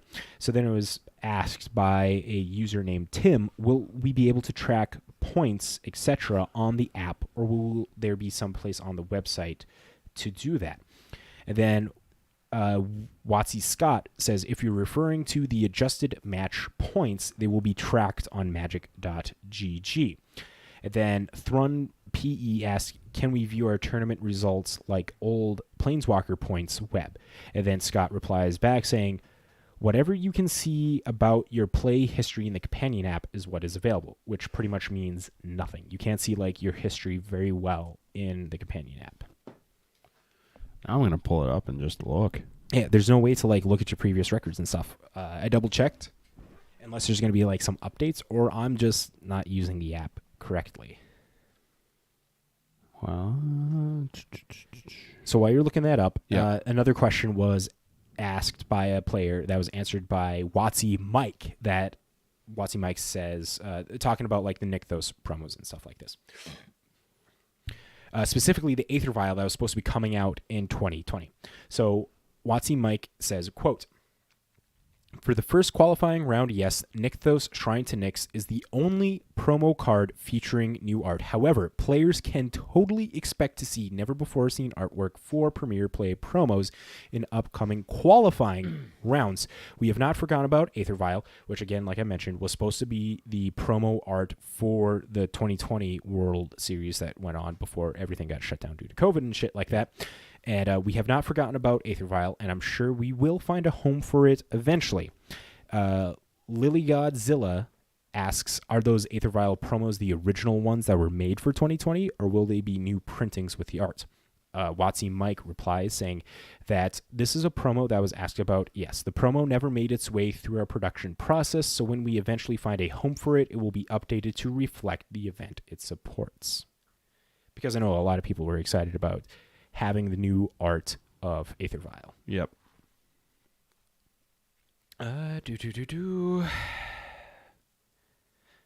Here we go. Here's one. Is it possible to... there was a question that was asked. Is it possible to qualify for Canadian regionals and U.S. regionals? I know I can't go to both, but would I be able to choose which one to go to? Watsy Scott replies saying, yes, if you want to play in regional championship other than the one that where you live, you'll need to win a regional championship qualifier that feeds to that regional championship. So like those that live close to the border. So for people like us, we could like play the qualifier in Fargo. And then jump up to Winnipeg. And then jump up to Winnipeg, play there, give us 2 options if they're on different dates and stuff, clearly, and stuff. So you're able to do that. But if you qualify for both, it'll only count for whatever one. For which one? Yes. Yeah.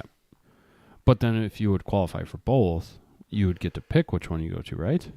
Yes. That's the way I would interpret it. You just get your choice. It's not like you could qualify at the Fargo one and then go up to the Canadian regional champion. Yeah, you can't take your Fargo up to Winnipeg. Yeah.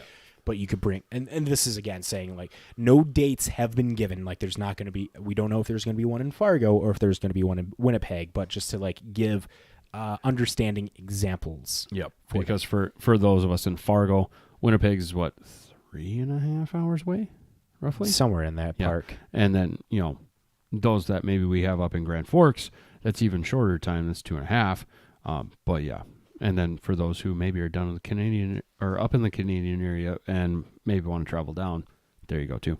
So Okay, so a couple other questions. So this was all posted again in their Discord. There were threads, and threads only last for 24 hours. I took screenshots and stuff of that to because I knew it was going to be more than 24 hours and shit as things were going, and I wanted to talk about it on the podcast for everybody. So we got another question that was asked: if we wish to participate past the regionals, will we be required to have a modern deck as well as a Pioneer deck, or will these be held to the Pioneer Limited? And it talks about the first, Watsy Scott replies back saying, the first round of regional championships will be Pioneer. And we'll talk about that more when we get to the counter currency section, as that goes. The first Pro Tour will feature Pioneer and Limited. The future rounds, the formats of the regional championships and Pro Tours are not the same and stuff. A couple other questions that were asked that I feel are going to be important. Are there any plans to allow an LGS to host other official formats for their qualifiers, such as Pauper and Legacy? So again, it goes regional qualifiers to regional champions to Pro Tour to Worlds. So when it gets the biggest thing that they definitely seem to have emphasized when it comes to the regional qualifiers, there's a lot of WPN stores and WPN premium stores that can host these events. WPN stores can have a chance to host one, while WPN premium stores can host two within that time frame. And so Watsy Scott replies back to this message about LGS is hosting other official formats, says, at this time, local qualifiers will feature a mix of Pioneer, Standard, Modern, and Limited. There are no plans for Pauper or Legacy at this time. So qualifying rounds are only going to be of those four formats: Pioneer, Standard, Modern, Limited. I mean, that makes sense too. Pauper is a pretty popular format, but at the same time, I haven't jumped into Pauper yet. I know I'm going to. I want to, just so I can at least have one Pauper deck. And then Legacy, I mean, that one even at its cheapest levels can be expensive. Very much so. Okay, so this kind of solidifies what I was mentioning before, where WPM premiums get like two events. So a person asked, I believe on stream you said a season consists of World Championships, the 3 Pro Tours, and the related regional champs. Is that right? On the DreamHack site, it says WPN locations can run 1 showdown qualifier each season, or 2 if they are premium. Is this using the same definition for season? And then we have Watsy Mike replying back saying WPN locations in the United States can sign up to run 1 showdown qualifier per qualifying round, of which there are 3 per season. This was something I unfortunately missed in my final review and our partners' websites, and we've already reached out to DreamHack to get this corrected. Oh, so it doesn't say anything about premium here. Maybe I misunderstood that then reading that question. Okay.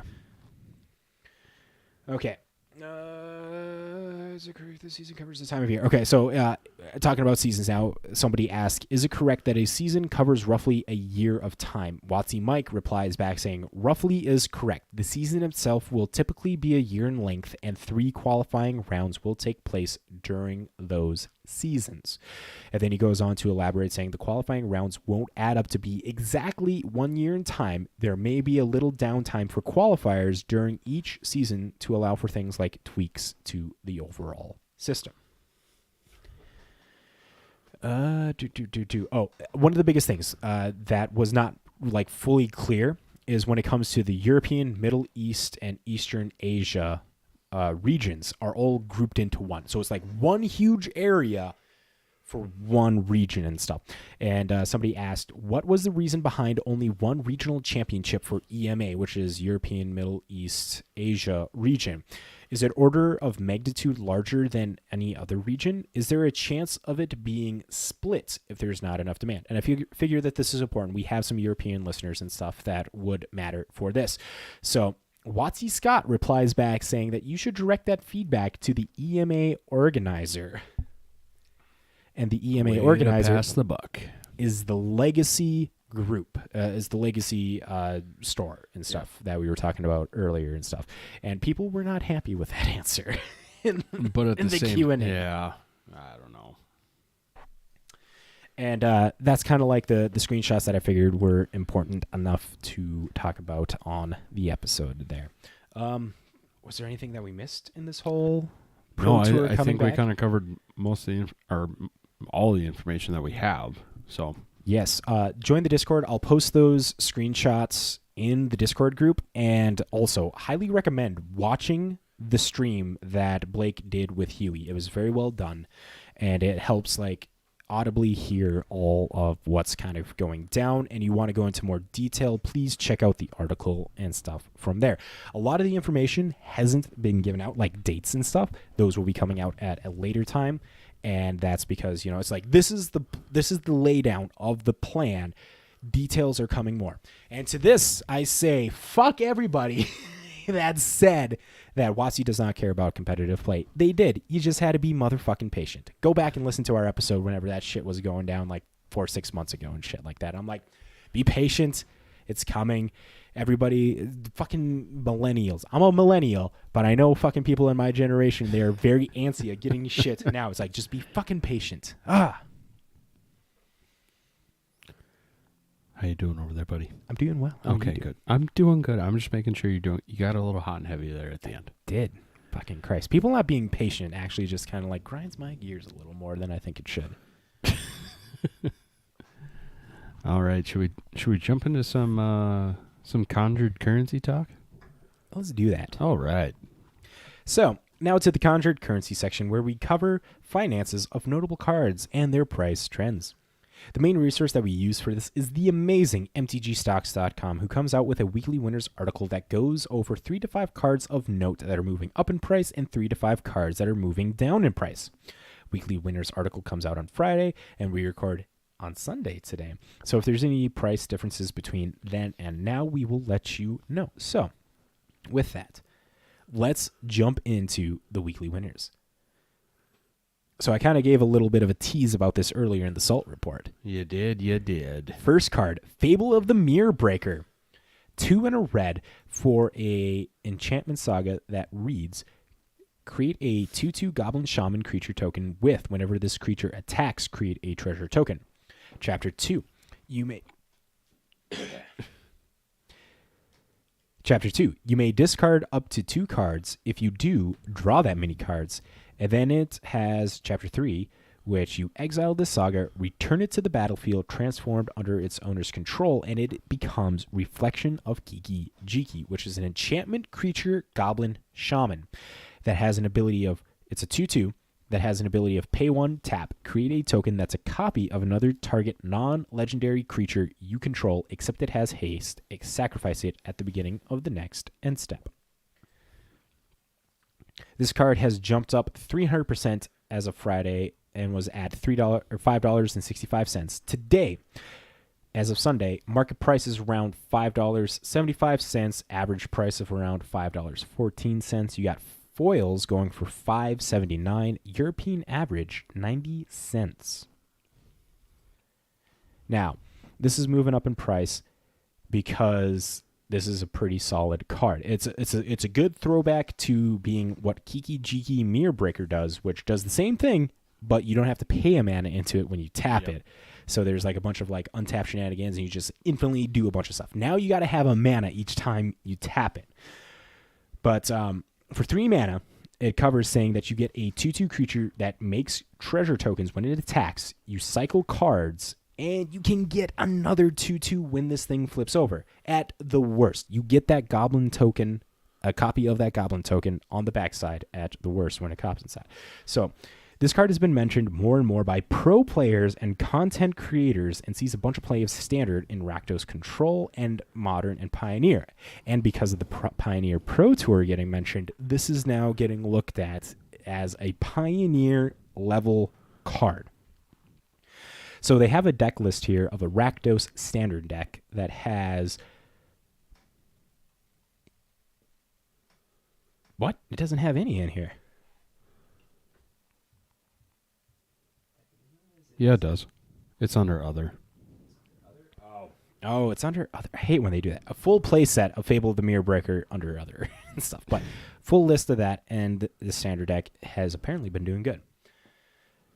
So next up, we have Argothian Enchantress. For a green one, you get a 0/1 human druid that has Shroud and reads, whenever you cast an enchantment spell, draw a card. Okay, I say enchantments, and now magic folks who have been listening to us for a while, let's take one guess. One guess why this is moving up in Hey, price. Matt, would this have anything to do with Neon Dynasty being very heavily focused on enchantments? Why, yes, it would. Oh my gosh. I am utterly shocked and surprised. Here we are in like month 4 of just like a bunch of enchantment cards. Like if there's like any card that like synergizes with enchantments that hasn't bumped up in price yet, I don't know, maybe now is the time to be like jumping on those. But Argothian Enchantress is a card that has jumped up 86% and is now at $119.99. But that was as of Friday. Today, it's a super sharp spike. The average price, so people trying to sell this card online, is still pretty high at $119.99. Market price is about $50.45. European average of around €32.54. This is not on the reserve list. It's had a couple printings. You got the original Urza Saga printing, the Eternal Masters printing, and you got a Judge Promo printing, which Judge Promo, super expensive.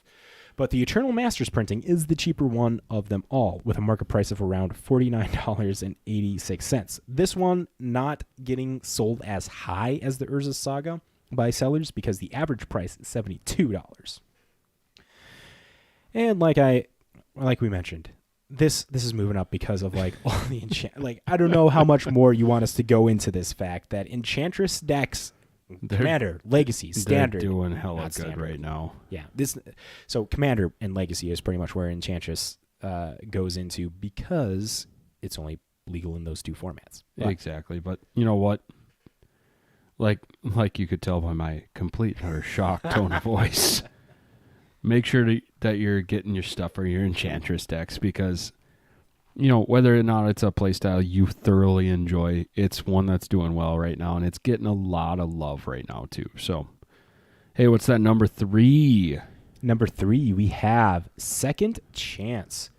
It is an enchantment that was printed in Urza's Legacy that is for blue 2 enchantments. At the beginning of your upkeep, if you have 5 or less life, sacrifice Second Chance and take an extra turn after this one.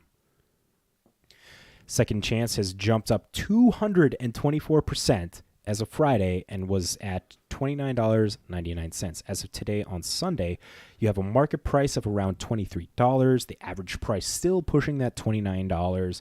Foils of Urza's Legacy, Second Chance, $249. But that beautiful European average, €7.54. Christian, buy us up some of these, please. Oh my god! Like the arbitrage potential for shit like this, just alone, It's nuts. it's nuts. So this is moving up in price Oh, boy. due to Enchantress style effects, but it's a reserve list card, and so it's not surprising that reserve list cards make moves and stuff like this, and it's an extra turn card that also pairs with enchantments. So it's just kind of like a whirlwind of all of that. So that's one of the main reasons why that's moving up. Yep. All right, jumping into some cheap pickups now. First up, we've got a double Masters card. It used to be sitting pretty high up on the list, but it's Goblin Guide. It's sitting at $5, and it's stable for this version of the card. Next happens to be one I just put into a deck. Yeah. Circle of Dreams Druid, and that is sitting at $5.81. It's slowly trending down. So let's actually do a quick live lookup on this one. This one, market price is sitting at $5.25. If you're looking for that foil, which you know I am because I like my decks being nice and pretty, sitting at $7. So there's that for you too, and that's just because of my interest in elves. Which version are you going to get? Are you going to get the ampersand version? Oh, the ampersand is like $94. Oh, Jesus, no. I'll probably just go. Oh, no.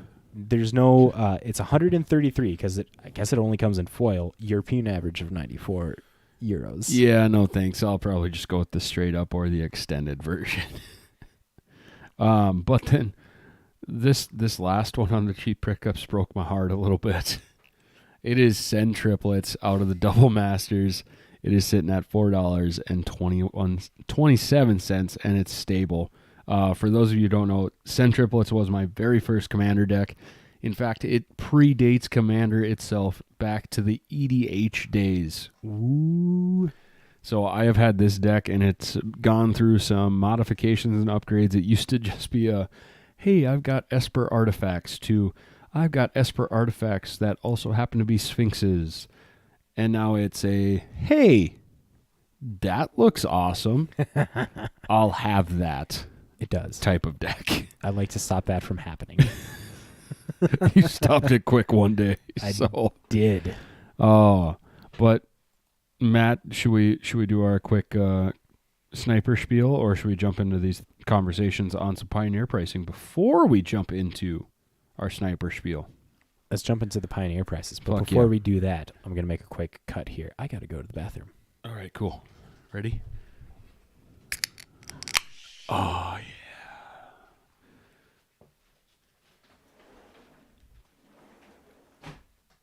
Wow, yeah. So it's just me alone with my beer, and our Twitch listeners. How's everyone doing? You enjoying your Sunday night? Sunday fun day? How's it going? Nobody? Okay.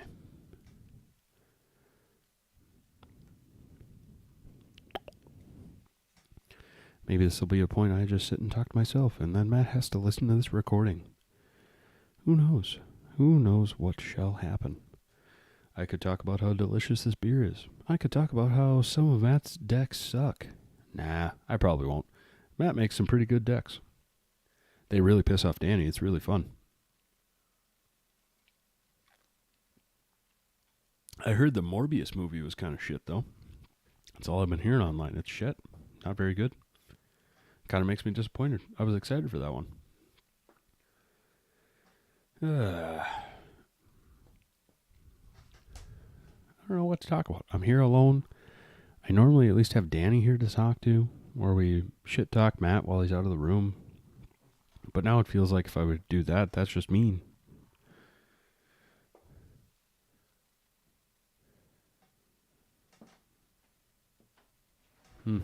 Oh, look, Matt's back.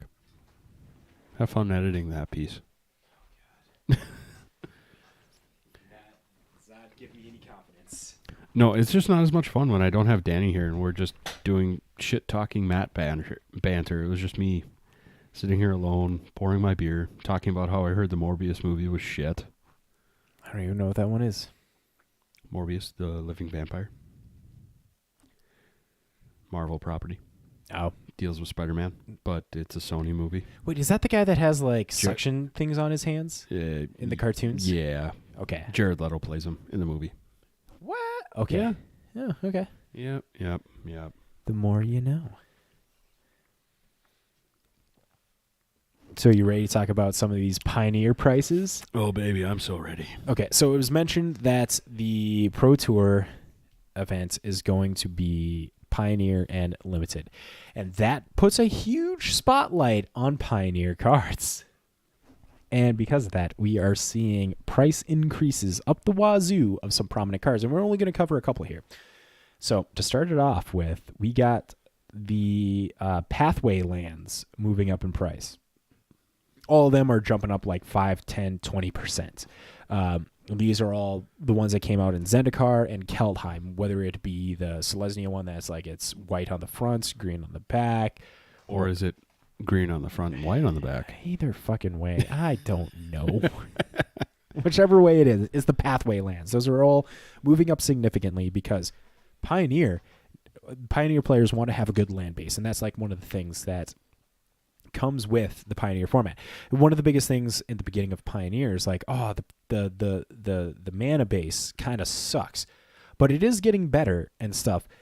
Because after that we got the Pathways. Pathways was a big thing. We had the Triumphs, but now we're getting more of the Triumphs coming out in Streets and of we're New Capenna. completing the set. Yes, so that's gonna give more access to a solid mana base for Pioneer decks. So any Pathway, any Triome, those are moving up significantly at any percentage rate. So if you got a bunch of those, good. I don't know if I can like confidently say like now is the time to be like jumping in on picking up any of those. Like I know I got to complete my set of the pathways at least, so that way I have full play sets of each. Those to are mess around with. Those are going to be super prominent in Pioneer. So along with those lands, let's talk about a couple cards here. Mostly, first up, we have Chandra Dressed to Kill, which is on a strict upward trend. The thing was like $9 before, and now it's like average price of 13 since the announcement happened. And this is red 1 for a 3 loyalty planeswalker that the +1 ability adds a red. Chandra Dressed to Kill deals a damage to target player or planeswalker. Has another +1 of exile the top card of your library. If it's red, you may cast it this turn. And then it has a -7 of exile the top 5 cards of your library. You may cast red spells from among them this turn, and then you get an emblem with whenever you cast a red spell, this emblem deals X damage to any target, where X is the amount of mana spent to cast that spell. Burn decks. Oh my god, they're gonna love this in Pioneer. It's getting used in Modern, so Yeah. why not have it in Pioneer? Exactly. So I mean, I don't know. I think on the docket of things I've got to build, it's long overdue. I've got to do it. Build a burn deck in Modern. Borderless average price of Chandra Dressed to Kill is at $19 right now. Jesus. So, I think I got one of those, but I don't remember which one I pulled. well, keep an eye on those prices as they move up. Yep. Like as Pioneer starts to get like more of an eagle focused eye on by the pros, like there are going to be prices that move up. You're going to start seeing. Remember, guys, Dig Through Time, Treasure Cruise, Deathrite Shaman are all legal in Pioneer. All of those are legal in Pioneer. All those cards banned in Legacy. Those are 3 cards banned in Legacy that are legal in Pioneer. And we're going to start fucking seeing why they're banned. Like, don't get me wrong. The fact that we have Fetch Shock, Fetch mana bases in those older formats are good. But we still have Fabled Passage, which it's not as good of a fetch, but it's still a solid fetch. Don't get me wrong. And it's like the amount of stuff that you can like mill. You have Otherworldly Gaze that fills up your graveyard. Yep. You have fucking why am I drawing a blank? Cathartic Reunion and stuff where you just like discard cards and start filling up your graveyard. Like there's ways to fill up your graveyard. And I don't know. Those are 3 cards. I actually did not pull up the prices on any of those, so we're going to do a quick lookup on like Dig Through Time at least. So Dig Through Time. Oh my god, Dig Through Time is still at a market price of 78 cents. Foils of the original Cons of Tarkir are $4.50, an average of around $1.32. Okay, so right now there's a 60 cents discrepancy between what people are trying to sell them for and what people are actually buying them at. So stores are believing that there is a more of a demand coming from Dig Through Time cards. I was about to say Dig Through Time had a promo too. It did. So it had a secret lair, the dog secret lair, which is about average price of $8.79, and then the WPM promo giveaways are only $1.90. Still, that's a powerful card. It's 2 mana. Look at the top 7. Put the best in your hand. Jesus. So, okay. Highlighting the fact of that card. Another card I want to talk about that's kind of based in Spellslinger decks is you have Arclight Phoenix. This card, again, started to move up in price with the announcement of a Pioneer Pro Tour coming.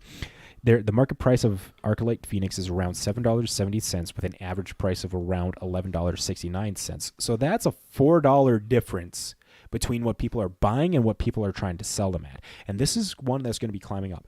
You talk about Arclight Phoenix decks in Modern, in Historic, being prominent decks that everyone just can like pick up, play, and are just a solid good deck that can like run away with certain games, like if they're not kept in check.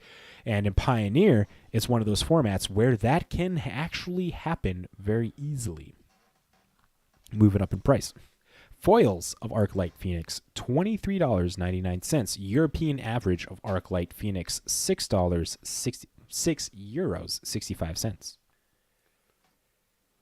And the final card I kind of wanted to mention in the Pioneer highlight here. The card that is just keeps moving up. Like, we've been talking about it. I don't know. We've mentioned it like a few times in the past, 4 months in the weekly winners section. And the Meat Hook Massacre, still breaking boundaries, moving up in price, and it does not seem to slow down with the announcement of Pioneer Pro Tours coming into light. You have the average price now jumped up to $72.30 with a market price of $54. You have vendors wanting to sell this at a damn near 50% markup just on the back of Pro Tour Pioneer announcements. A 50%, almost 50%, 45 or something like that. 40%. We'll just be generous. Foils of this card is about $100. European average $38. Meat Hook Massacre is solid in whatever control deck, aggro deck, mid-range deck. It fits into everything. It's black X, kills a bunch of things, gives each creature neg-X. When a creature you control dies, each opponent loses a life. Whenever a creature an opponent controls dies, you gain a life. And this is just like the ultimate restabilizer card. It has multiple printings too. The cheapest printing is actually the original Innistrad Midnight Hunt printing. The borderless one is going for a market price of $77. The double feature is going for $84, and the pre-release stamped one, European average of $46, but a foil one is going for $74. So it's still pretty expensive. So and we've already talked too about the next little piece we want to talk about, the Triumphs. Yeah, I started with those ones because those ones are just easier to knock out of the park there. Exactly. There's so much of the stuff within the Pioneer format. Make sure you're paying attention and looking at what's happening. Maybe you've been sitting on a brew that you don't know if you want to build yet. Maybe now's the time to buy the cards quick before they start going up and up and up. MTG Drip, JMTG, when we had him on, we talked about Pioneer and stuff, and he was talking about like Greasefang decks. Like, I cannot deny the fact that Greasefang decks are going to get looked at, and cards that are important to Esper artifacts are also going to be getting looked at. Actually, when we had him on the episode, he said he'd totally be down coming back on for Streets of New Capenna. So when we get him back on, when more Streets of New Capenna stuff comes out, we'll gladly talk to him what he feels about like Pro Tour Pioneer, because he is a Pioneer whiz. He was just showing God, I can't even remember now. He just posted something up on Twitter where he was like, "This deck doesn't affect me at all," and he just like was stomping somebody or something like that. But JMTG, great follow to have on Twitter. Also, just dropped a round of playmats for his brand, and boy, do they look good. They're a solid blue, and it has MTG drip on them. It looks beautiful. You're just excited that it's blue. I am, and I got it. I will. I'll show it to you at the end of this. Hell I don't yeah. know if you saw the picture on Twitter or not. Well, I also saw Nomad had one on Saturday. Oh yeah, he was playing it. Oh, was he using yours? Yeah, he was using mine. Okay. So yeah, that's right. That's right. Okay, so one thing that you can use to help keep on top of all these Pioneer cards moving up in price is you could check out our good friends over at tcgsniper.com. And Big G, what did tcgsniper.com do for us? Well, tcgsniper.com, you can put in a list of cards that you want to tell whether or not they're moving up, they're moving down, whether or not you want to sell them when they're high, buy them when they're low, and they notify you about when those prices change. So if you want to know when Meat Hook Massacre is up to $100, because you know what, you've been sitting on 4 copies and you're only playing one in Commander for whatever reason, because that's the only format you play, it will notify you when it gets up to $100, so that way you know when to get more Commander cards. Or hypothetically, you're looking to pick up your double masters copy of Send Triplets and you want it to get down to $3 and you want to be notified because you want to build a Send Triplets deck just like Big G. You know what? It'll notify you of that too. But hey, Matt, did you know that you can also put on sealed product for your list? Can you? You can. Oh, that's amazing. So that way when maybe sales are happening, you can be notified when you're looking for that original Modern Masters box to be on sale because you've had your heart set on it for a while. They got a bunch of more stuff coming out as well, update wise. I highly recommend checking them out. Join their Discord, and maybe we got to get them back on. We talk with them at least like once a year. Yeah. So we'll get Jonathan and Penguin on and talk more about TCG Sniper very soon. Hell yeah. Anything else? Oh wait, what about if we tell them that, or what if our fans tell them that the guys at This Week in MTG sent them? They will get 3 months free of their Plus membership. So if you just sign up, you get their free version. You get like 5 cards, 5 things that you can enter in to get notified on. But if you get their Plus membership, mention that we sent you. You will get their Plus membership for 3 months, and that gives you 50 cards or sealed product to enter in to get notified on moving up or down in price. That alone just makes it worth it for 3 months. And then like after that, I can't even remember what price it is and stuff. But it's stupid reasonable. It's stupid reasonable for what they do. Yeah, that's all I got. Perfect. Oh, Big G. Do we finally get to do it? We're at like an hour and 45 minutes. We calling it? We got time? Hour 45, I got to edit. Well, I mean, remember, we take out the first 10 minutes for... That's me taking out the first 10, 15 minutes of the... You make the decision then. We got time or not? Jesus. I really thought we were going to get into it. We need Danny here for this Thoughtcast. I was going to say, this one we Danny. need Danny. We need all 3 of us here, so... And maybe next week will be a super light week, news-wise. We say that every week. There's just so much shit to talk about. Who would have thought that fucking Magic news, we could like pump out almost damn near 2 hours of content each week. Exactly. Just alone of talking Magic news. And that's not like including everybody else that's like going in on like EDH decks, but this is just straight up Magic news. And then throw in our opinions and shit like that. Right. So, all right. So we're putting up Thoughtcast again. It's all good. 3 weeks in a row? 3 weeks in a row. And I was so row. excited for this idea. I thought we were going to do it right away, but you know what? The best things come to those who wait. Yes. We need to be patient. Patience. There we go. I don't think we were recording this one. Were we recording? No, this is before the episode started. We recorded it. Were we recording? Yeah, about you were talking about how you are a millennial, but there are others within our generation. Yeah, you already talked about it. Okay, I did. Yes. Okay. Well, Magic folk, with that, if you made it to the end of this episode, big thank yous. You're all legendary motherfuckers for doing that, making it to the end of episode 132 of This Week in MTG. Also, big shout out and thank yous to our Patreons over at patreon.com/thisweekinmtg, where you can also join in and support us if you think that we're worth supporting. You get put in for drawings and shit like that. Also, big thank you to J-Dub Sports Cards and Gaming for sponsoring us. If you're looking for anything Magic related, go check them out. Also, big thank you to Ultimate Gaming and Detroit Lakes for giving us this awesome Kamigawa Neon Dynasty pre-release kit that we're going to be giving away. Links down below to enter into that. Do we got anything else? Hey, make sure to follow us on all our social medias. Ooh, smart. I don't think we do that. Rate us. Rate us on any podcatcher that you're on that can get rated. Let people find us. It's so cool when people message us or join the Discord where they're like, yeah, we just like naturally found you. Which is awesome. It makes us feel so fucking good. But yeah, no, that's all I got. Join us. Be a part of our community. We'd love to chat with you. Yeah. We fucking love it. I don't know. And yes, now, you got nothing else to say there, Big G? I got nothing else to say, man. It's just another great week of talking about Magic, enjoying a few brews. Indeed. And with that, Magic folk, we will catch you next time. See ya.